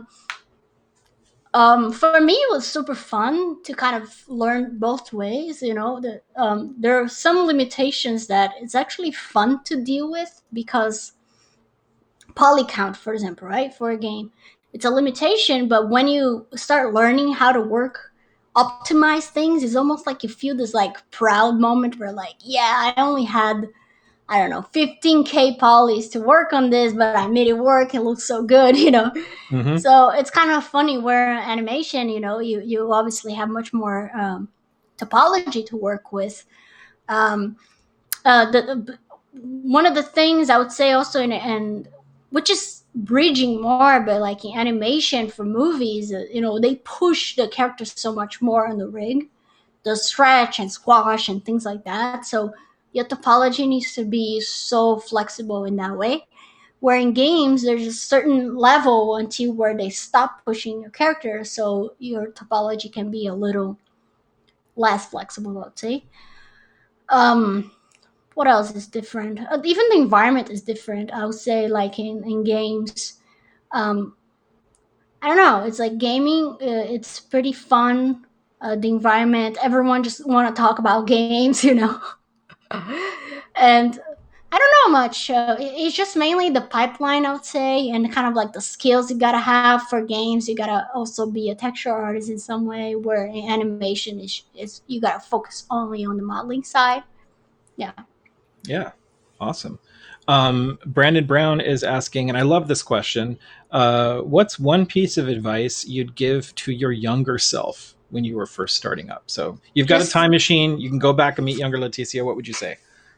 I was like, take a breath, man. You know, like you gotta, guys. We're living in a society that brings so much anxiety with everything. Everything needs to be so fast, and you gotta learn really how to breathe. You know, you gotta learn how to breathe. You gotta learn how to talk with yourself properly. You know, I used to be very mean with myself. I used to have very shallow breaths, you know, because of anxiety. And I still do sometimes, obviously, you know, like we all do. But I would say, like, take a breath, break the big into parts, digestible parts, and keep going. Keep going one day at a time. You know, life is one day at a time. We cannot project too much future because future does not exist. It's an illusion, right? Mm-hmm, mm-hmm. It does not exist until it comes. So we gotta do what we have to do one day at a time, basically. You know. Yeah. Yes, so true. And in that respect, actually, anxiety can be a great teacher. You know, Right. when we learn how, because as you said, it doesn't go away. We still deal with all these feelings as artists, but the more we learn how to change our relationship with those feelings, as you're saying, it's like actually becomes a level up in a sense. Yeah. Um, It's always gonna be there. It's human nature, you know. And then sometimes anxiety comes from ourselves, our own detrimental thinking, and sometimes it comes from outside, right? mhm. Like this whole lockdown thing, quarantine, and people talking, you know. So you gotta learn how to breathe and navigate those anxieties. And the best way for me to navigate anxieties is self-talking. It's like, why am I anxious right now? What is going on? It's almost like you're breaking the big to small pieces until you get to understand, right? That's What's good. going on with you? Yeah, Yeah, you're art directing your anxiety. right. Basically, you got to be an Yeah, artist. Yeah. absolutely. I love it. So let's see. The Art of Bella says, I see sometimes people making art without a story. It's more of just a showcasing of skills because they thought a concept looked appealing. Do you think story is always necessary for a portfolio piece? Not at all. I think it adds. That's what I mean. You know, like making a character to show a skill, it's super valuable, right? Like if you want to work in a place, let's say like Sony Santa Monica, that requires a lot of in-depth skills and stuff. You know, it's like they might be looking just for that. But I think if you can somehow, on top of that, add some level of story, you always plusing what is already great. You can make it awesome in a way. You know what I mean? It's not like it always has to have story, but if you find a way to always add story to something, you're gonna plus it more. You know? Yeah, yeah, Yeah. So that would for be. sure. Well, you've been with us for nearly an hour and a half already. The time has flown, but this has been fantastic. Like I said, it's. I think everybody on the stream probably wishes they could just grab a cup of coffee with you, and keep hearing about this tremendous advice that you're giving, not only for art, but how to live life as an artist, which is so important. So we're definitely going to have you back on the stream in the future. I look forward to the next chance we have to chat. But just for the sake of time, and Leticia, you've been so generous. We don't want to take advantage of you either. I have one thing to show, though. Can Absolutely. I show one more thing? Definitely, please do. Okay, wait a minute. It's just one thing that I found very interesting. That is kind of like the base of success. And success, I don't want to mean like having money or whatever. Success, like you feeling fulfilled with your life, right? So the basis of success that I found, not me, this is a list that comes from a woman called Rachel Hollis. And she wrote down in a way that I found very interesting, which is, first of all, is your physical environment, right? So the moment you're going to start working, organize your area in a way that makes you comfortable, that makes you want to be in that place for a long time, take a day, like this is very important. Take a day to make your setup cute. To make it cute doesn't mean that you need cutesy things. You can make monsters and stuff. That's fine too. But make an area, a room where you feel like it's your area. You sit there and you feel that it's part of you in a way, And another very important thing, it's spread art everywhere, right? Put stuff that you love, that is fun, that makes you inspired, right? Another one is the personal environment, okay? So again, like what we talk all this time, it's called mind and body relationship, right? You gotta always be communicating with yourself and figure it out, what your body's feeling and how your mind is feeling, and figure it out how to make that work, right? Take care of your health, right? Sometimes we're in a computer, we forget to drink water. Water is very important, guys. Drink water, okay? Make sure to take care of your health as much as you can. Self-respect, we talk about that. Self-love, you got to respect yourself, and not detrimental talk might get you to do stuff. But the moment you learn that good talk with yourself still makes you do stuff and you actually doing happy, you're gonna learn how important it is to have self-respect, okay? Stress and anxiety, right? They always gonna walk with us holding hands. This is us, this is the stress and anxiety holding hands. They're always gonna be around. So you gotta make somehow a relationship, a healthy relationship with them, right? And exercise gratitude. There is a research that shows that the people that are the happiest is because they're the most grateful. They exercise gratitude, like thank God I did this, thank that I have this time, thank God I have this little table or this computer so I can work. So exercise gratitude in your life, right? Don't only look for the things that are not working, but actually exercise the things that are working for you. Okay. Next one would be community. Community is so important. Us human beings, we are made for community. We are animals that like packs. So how do you exercise community? Go take classes with people, and then you're gonna meet people. Join hangout events like this one. You're already exercising community, right? You're making friends on the chat. You're talking with us right now, and stay with people who lift you up. Okay. And this is very important. Like if you with friendships of people, they're like, man, we're never going to get to that job, this is never going to work, or whatever, that's always bringing you down. Somehow you're going to believe those words and you're going to start bringing yourself down too.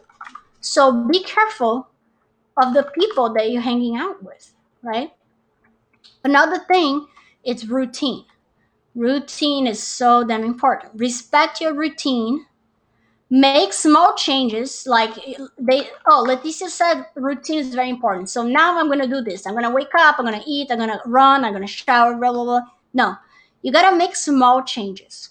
You only implement things in your routine in small bits, or else you're not going to be able to follow. It's going to be too much for you to learn at once, right?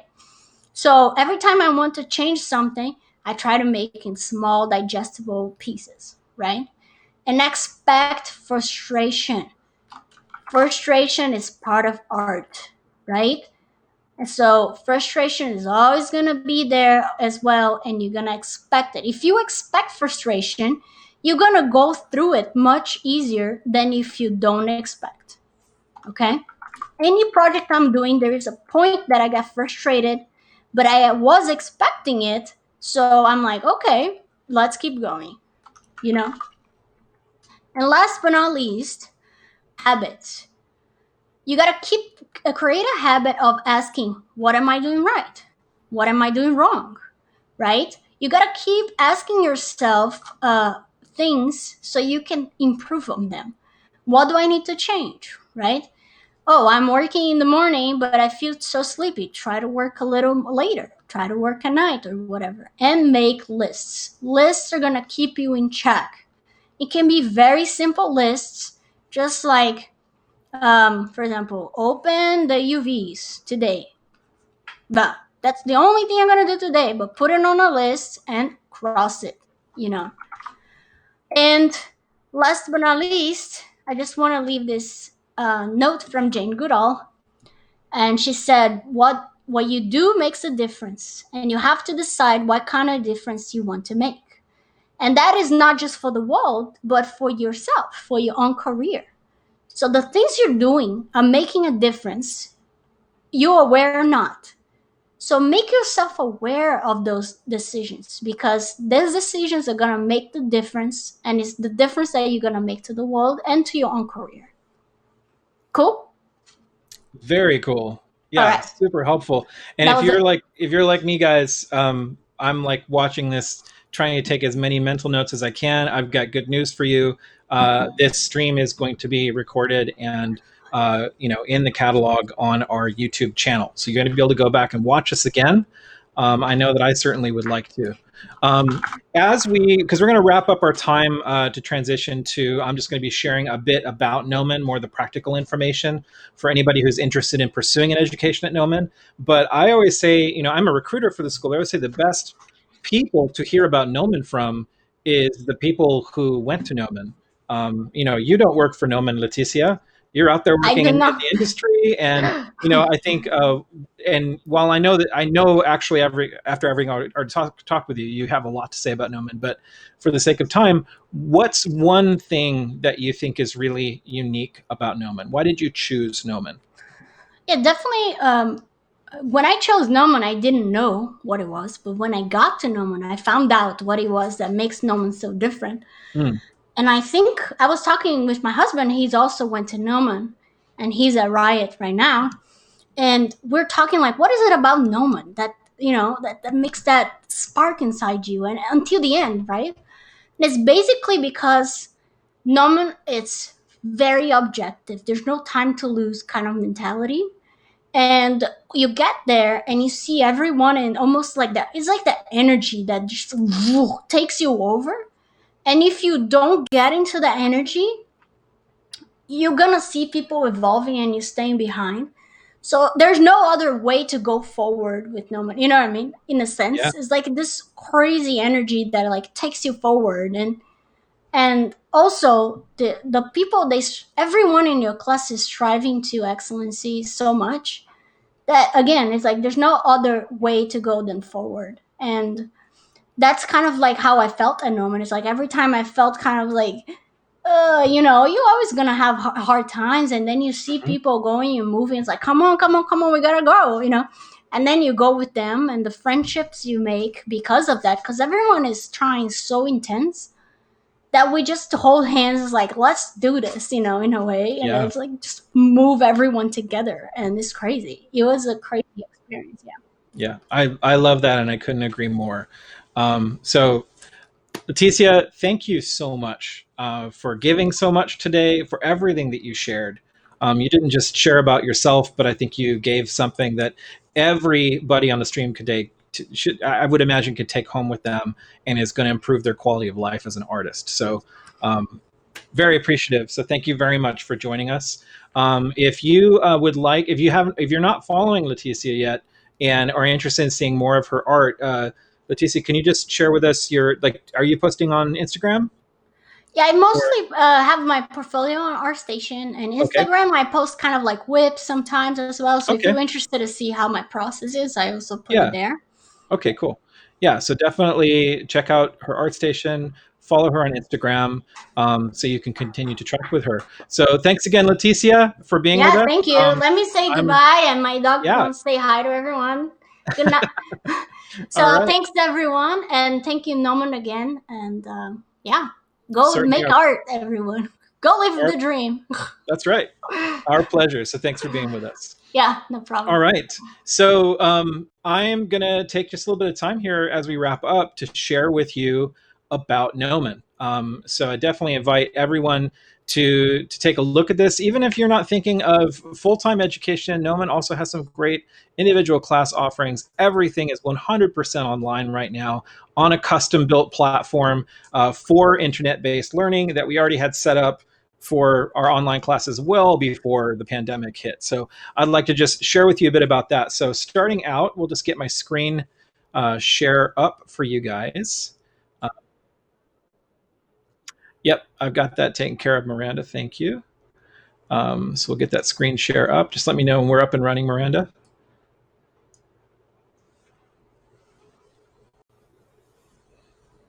All right, cool. So yeah, this is the place that Leticia went to, and this is where, as you heard, many of the things she shared today. This is where she learned and prepared before she launched out in the industry.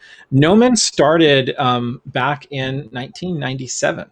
The school was founded by a creature artist by the name of Alex Alvarez. Alex himself has worked on some really cool projects, including Star Trek, Prometheus, Super 8, just to name a few. And in 97, he started the school as a place where industry artists could come and train. Because there was at that point a massive demand in the industry for realistic CGI and film and production. But there were so few artists around the world that knew how to use the software and knew how to engage that discipline artistically. So he started training artists from the industry. Since then, we've pretty much blown up overnight into a full blown college. We are an award winning school. So the awards that you see up on the screen right now, for example, the ones with the little R's above them, these are known as the rookies. And the rookies are one of the top international competitions between schools. And, you know, we've ranked School of the Year internationally a couple of times. We ranked #1 in the US for VFX, games, and animation, which is pretty much our entire curriculum. We've also ranked #1 worldwide for VFX and animation. So all of that just to let you know that we have been around for a long time, well over 20 years, and we're very good at what we do. And because of that, we have had alumni go on to work on some amazing projects. So the project posters you see on the screen represent just some of the projects that have had Gnomon alumni contribute to them. Amazing artists like Leticia, who we've been with today, coming out of the school and going into working on some incredible stuff. And then these are some of the studios, some of the big ones out there that you might recognize, who are regularly hiring Gnomon graduates.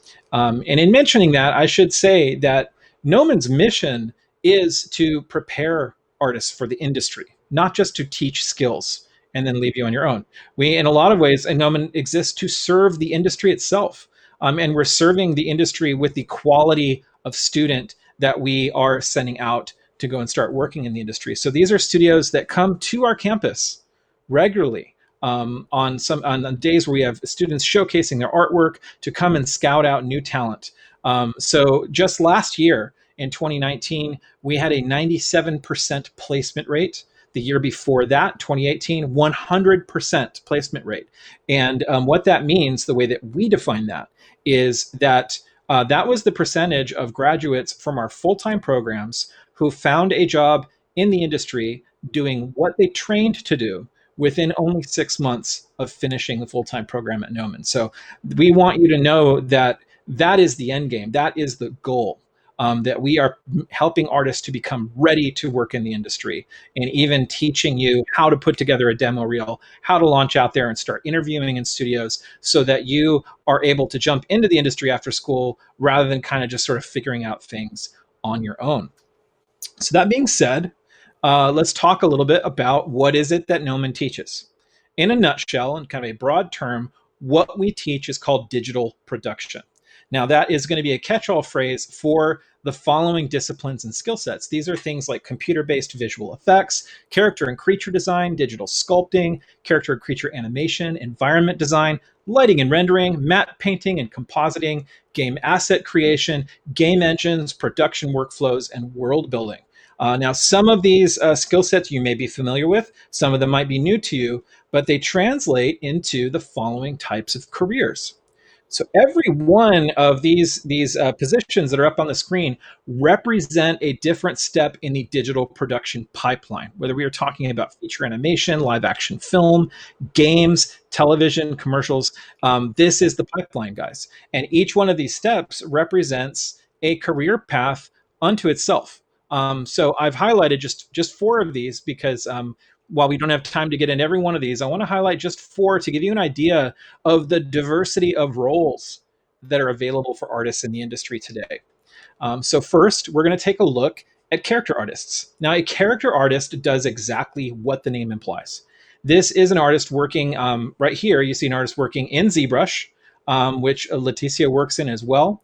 And this is a great piece of software for using traditional sculpting techniques to work with virtual 3D clay to sculpt anything that is organic, whether that is a character or a creature or an alien. That could be even organic shapes found in nature. ZBrush is excellent for doing that.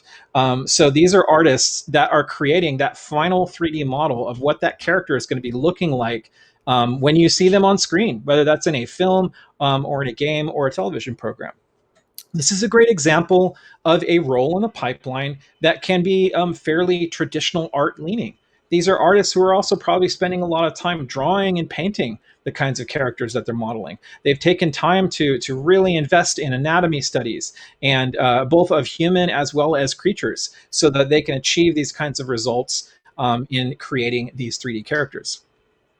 Next up are effects artists. And a really bottom line way of explaining what effects artist does is these are artists that sit in front of their computer all day and blow things up. They're taking, for example, models like this space station from the film Gravity, and they are taking these models that artists have spent months working on and then using physics simulations, physics generators to destroy these things, to pull them apart. And this is a unique type of a role because, as you can see, these are really complex animations. We're talking about millions of particles and pieces, whether that's moving water or debris from an explosion. So you couldn't go in and animate each moving piece here by hand like you would, say, for a character or creature. Instead, these are artists that are using specialized software with physics engines encoded into them. So they're using the software to run simulations of things like smoke or water or fire. They are able to drive a simulation that is able to make something look like a massive type of a mech or ship coming out of the water like we're seeing right now. Or how does a space station of a particular mass and velocity break apart while orbiting a planet like Earth? So these artists are solving those kinds of problems, and they're using the software to do it in a way that is visually stunning. And these are often, the money shot that you see in the trailer or in the film when you go to see it in the theater. So this is a great example of a role in the pipeline that is maybe a little bit more technical leaning. It might be technical, but it's no less visually oriented, and it's very much about telling a story visually. But these are artists that are sometimes even going in at the granular level and utilizing some coding like MelScript or Python to run these simulations and to fine-tune them and get exactly the results that they're looking for. Next up are compositors, and a compositor essentially makes a scene like this out of just starting with that green screen footage of actors, and then they composite in all of these other elements. It could be video, animation, 3D models, lighting, and texturing. So, for example, in the scene coming up here, the tennis court in the background are a 3D model. The tennis players that are then inserted are actors in front of green screens, sometimes the same actor repeated over. The buildings and set dressing in the foreground are 3D models with lighting put on them, additional texturing. Additional actors are inserted, a final lighting pass is done, and you wind up with a shot like this. This is what we call an establishing shot, right? We see this in cinematics for games, we see it in films and television, and it's the director's best way of letting the audience know this is the place that the story is taking place. And these are usually only on the screen for a few seconds at a time. But instead of the director having to hire a film crew, scout out just the perfect real world location and get insurance to film there and so forth, they can save a lot of time and money by going to a studio and saying, hey, we need your team to create all of the assets and then composite together these establishing shots that we need for our story. And so what happens is all of the modelers and the texturing artists and the lighting artists, they go to work, and all of those assets are made and then come to the compositor, who's towards the end of the pipeline. And the compositor is sort of the wizard that knows how to weave it all together and pull off that magic trick of selling it to the audience, with most of the time the audience not even knowing that they're looking at a location that isn't real. So really cool position, and definitely for someone that wants to work with all these assets and kind of create the scene, if you will. And then next up are previs artists. So going from compositing, which is towards the end of the pipeline, all the way back to the beginning, previs artists are essentially making moving storyboards. So storyboards traditionally are 2D drawn images arranged in sequence to show us how the action is taking place in a scene, how the camera is moving, what needs to be happening in camera. So it's very important for the storytelling of the film that's going to be made.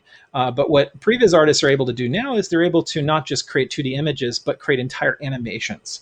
So these are artists working with more simplified models. So for example, this is a previs for a scene from World War Z, but obviously the guy in the car doesn't look just like Brad Pitt, because it's not the point. We know that that's supposed to be Brad Pitt. What this artist is doing is using simplified models and animation to get the point of the scene across. All of the storytelling elements. So just as I mentioned, what kind of car are they driving? How is that car moving? How is it animated? What kind of angle are we using for the camera? How is the camera panning? All of those things are a part of that story that's being told. So this is a great example of a position for an artist who wants to work in 3D and wants to animate, but is more interested in the big picture. They want to work closely with the director and the cinematographer to get the big picture of the story across, so that as it goes further on down the production pipeline, all of those artists are working off of the same vision in accomplishing that production.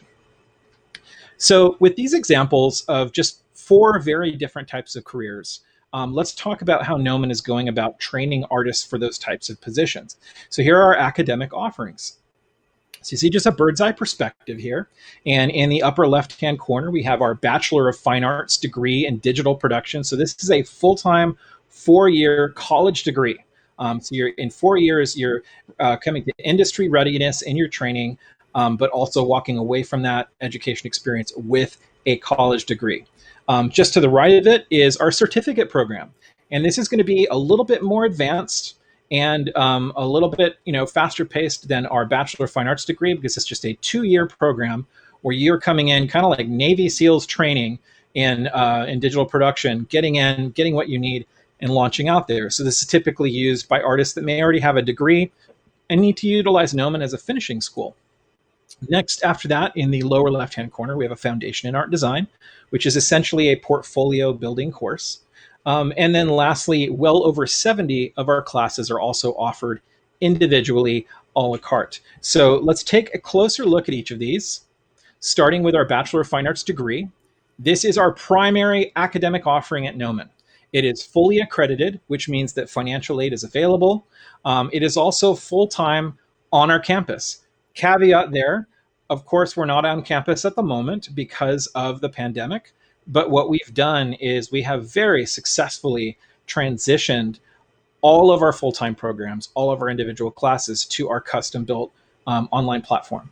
This was a platform that we had spent a considerable amount of time building before the pandemic ever hit for online classes, and now we have transitioned the entire classroom and student experience to this platform, and it is up and running currently and available to you.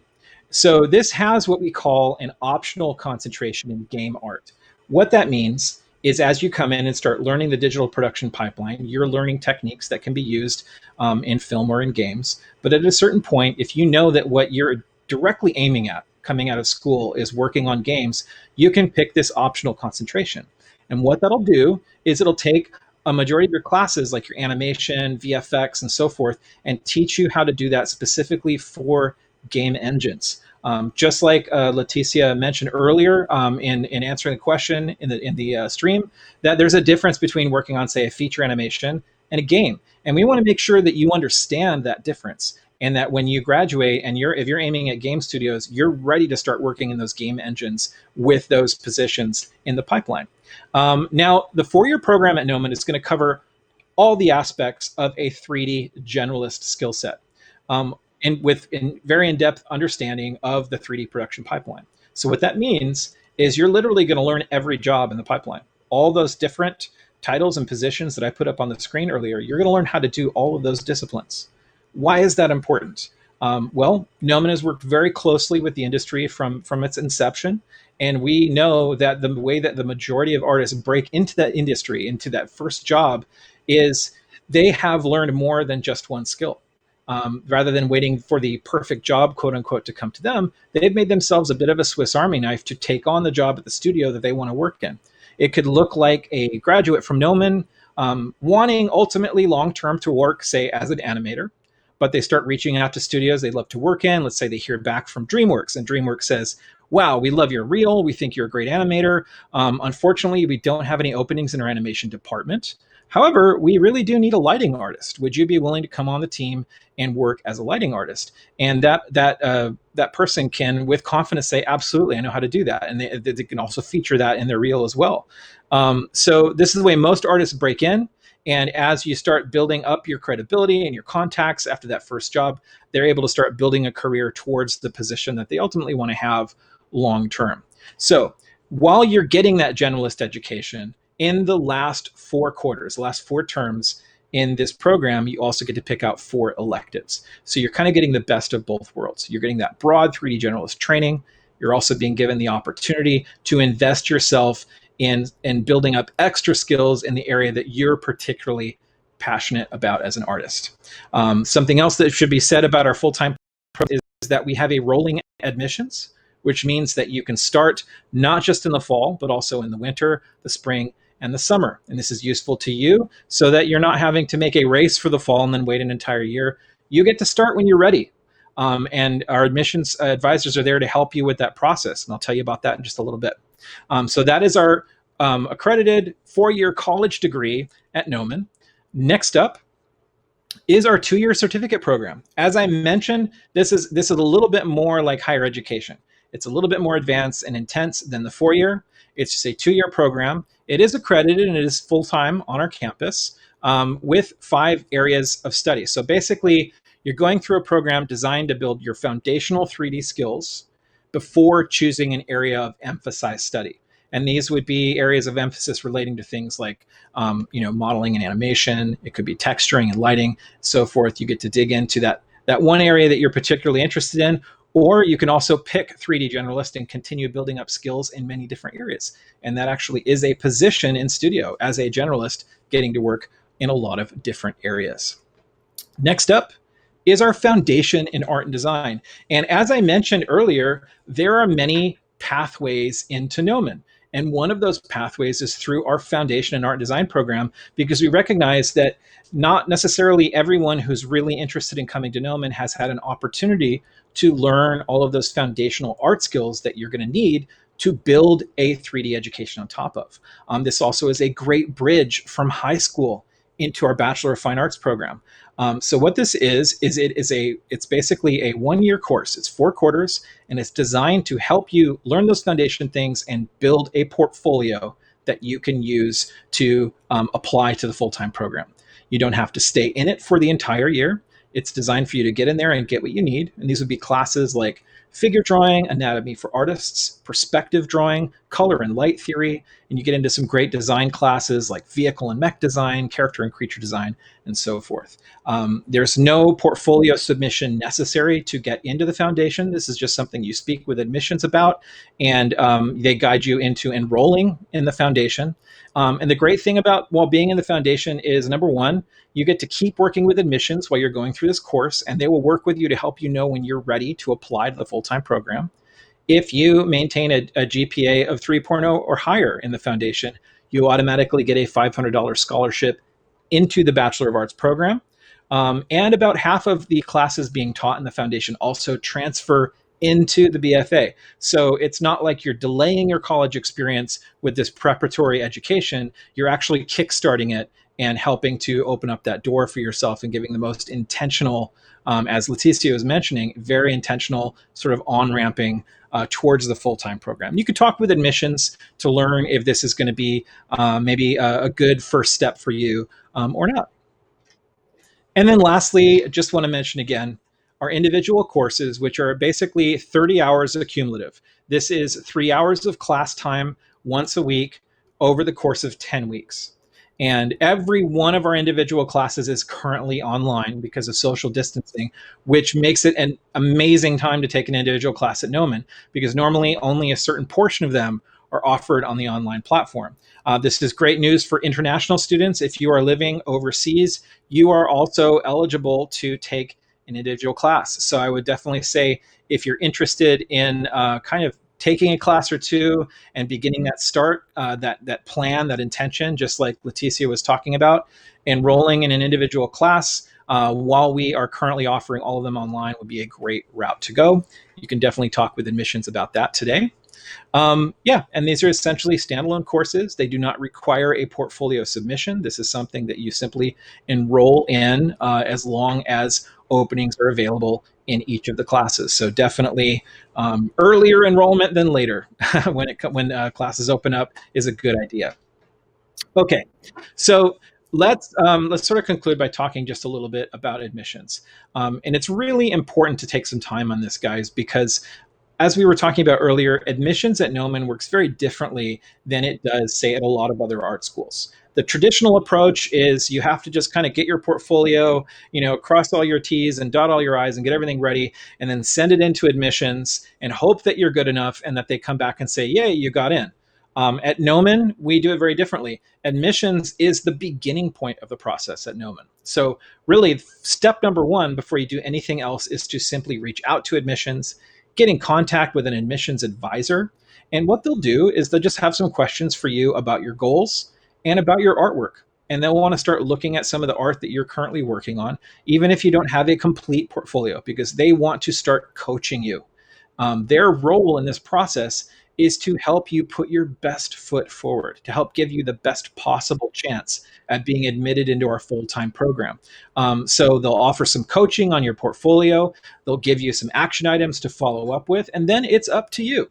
If you're willing to be self-motivated, to be an artist that can take direction and work on some of those areas, and then take the initiative to reach back out and show them how you've been following their advice, they will continue to coach back and forth like that. I've known some of our advisors to do that process for up to a year with students interested in Gnomon. So this is a great opportunity for free portfolio coaching, and it is essentially your lifeline to a person that is going to help you make your plans and know what you need to have in your portfolio before you submit it to see if you can get into the full-time program. So I'd say definitely reach out to one of our fantastic advisors today. See Xander right there on the screen. Actually, this is the person you're communicating with in the chat, guys. All of these people are super nice. They're all artists themselves, and they're going to be able to offer you a very good critique on what Gnomon is looking for, because they're actually your advocates to our review committee. They know what the review committee is looking for in portfolios. So they're your person on the inside to get you started and to help you out. If you do fill out the contact card today online that Xander's providing the link for, if you do reach out to admissions, I just want to make sure that everyone knows, unfortunately, sometimes emails get routed to spam folders, and that happens occasionally with emails coming from admissions. So please do keep your eyes open on that folder within the next 24 hours or so. You're going to be having an email coming to you, and we don't want you to miss it. And our advisors reach out to everyone. So do not be concerned. If you don't think that you've heard back yet, it's not because they're ignoring you. It just might mean that there was an email routing issue. Do not stop reaching out. And definitely you can get to Gnomon through the website, through the telephone number, all of those things. But reach out to admissions and look for that email coming in to all of your folders in your email server. So with that, unfortunately, guys, we can't invite you to campus right now, but as soon as campus opens up, you need to know that we offer individual tours, we offer class tours for high schoolers and up, and we want to show you our campus because it is an incredible place. The Gnomon campus is located in Hollywood on a production studio lot. We're in the original production facility for Technicolor. And we love being there for a few really important reasons. Number one, it helps us immerse our students in a production environment. We want you to train in the kind of place and at the pace that you're going to be working in one day, so that when you go to start working in studio, you're not freaking out going, this is totally different than what school was like. Nope, we want to put you in the same environment. One of the most important things about keeping our campus in Hollywood is it puts us very close to our talent. And by that, I mean the instructors that come in to teach our classes. Every single instructor at Gnomon is required to be a working industry professional in order to teach our classes. That means if you're coming in and you're learning about character modeling, you're learning from an artist that literally came over from their day job in studio to teach you that day in the digital lab the same workflow and disciplines that they used that day in studio. So you're getting a 100% current education straight from the industry. And lastly, being in Hollywood puts us in the middle of the entertainment production capital of the world. There are studios worldwide and globally, but the Los Angeles area is the highest concentration of studios in one place. So that helps us with student placement. We have an entire placement department. Their entire role with our full-time students is to coach them in their demo reel, to coach them in how to do interviews with studios, to set up employer preview days where the studios, we don't have to go to the studios come to Gnomon, and they come on campus, and they're recruiters from studios like Blizzard and Riot or DreamWorks or Disney, and the list goes on and on. They come to our campus, they walk through our labs, and each of our students is set up at a workstation, showing their reel, talking about their work, and very often these visits turn into interview appointments on the spot. So being that close to the studios enhances that entire experience. And while we don't necessarily go out and get the job for you, we point you in the right direction. We make sure you not only know how to do the work, but that you understand the soft skills and the person skills and the communication skills that are going to be necessary, and point you towards studios where we know that there are recruiters currently hiring. And that's why we have such a high placement rate. Lastly, another great way to come to campus is, when we're open, of course, is to attend any of our live events, which are always free to the public. And these are examples of some of the amazing events that we've done in the past, ranging from FaceTime with the artists behind some of our favorite films and games and television programs, and a chance, just like we did with Leticia today, to hear from them about what they're passionate about, to see the work that they've done, and to be able to learn from them. And again, this is a free educational resource. Currently, because we're not on campus, our events now are being streamed on YouTube, Facebook, and Twitch. So you can go to Gnomon's channel at any of those social media platforms, and you can see upcoming events if you follow us there. Just like today's event, some of our next things coming up are going to be next week. For example, we are doing an event with our director of placement at Gnomon about how to land your dream job directly out of school.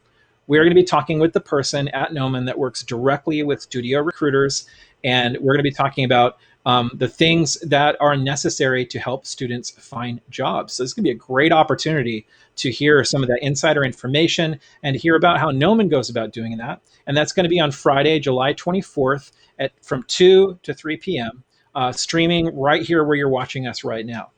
And let's see here. Oh, I want to jump back just a second because, sorry, I don't have the slide up for that at the moment, but another event that is ongoing that you're going to be really interested, especially anybody interested in what Leticia is doing and interested in ZBrush, that is our art jams.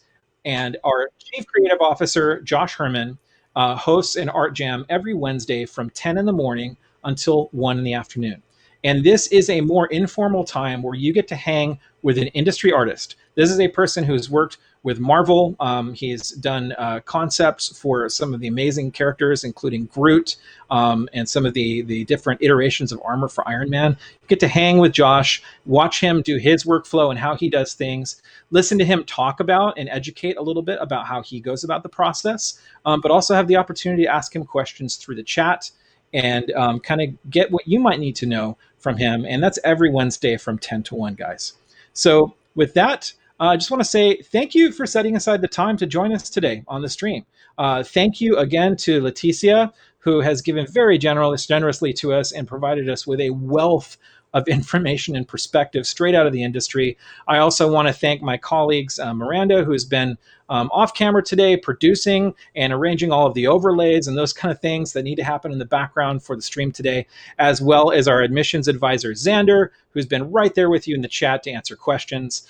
We hope to see you guys back here on the Gnomon stream, the next one coming up on Wednesday with the Art Jam. So thanks again, guys. We'll see you again soon.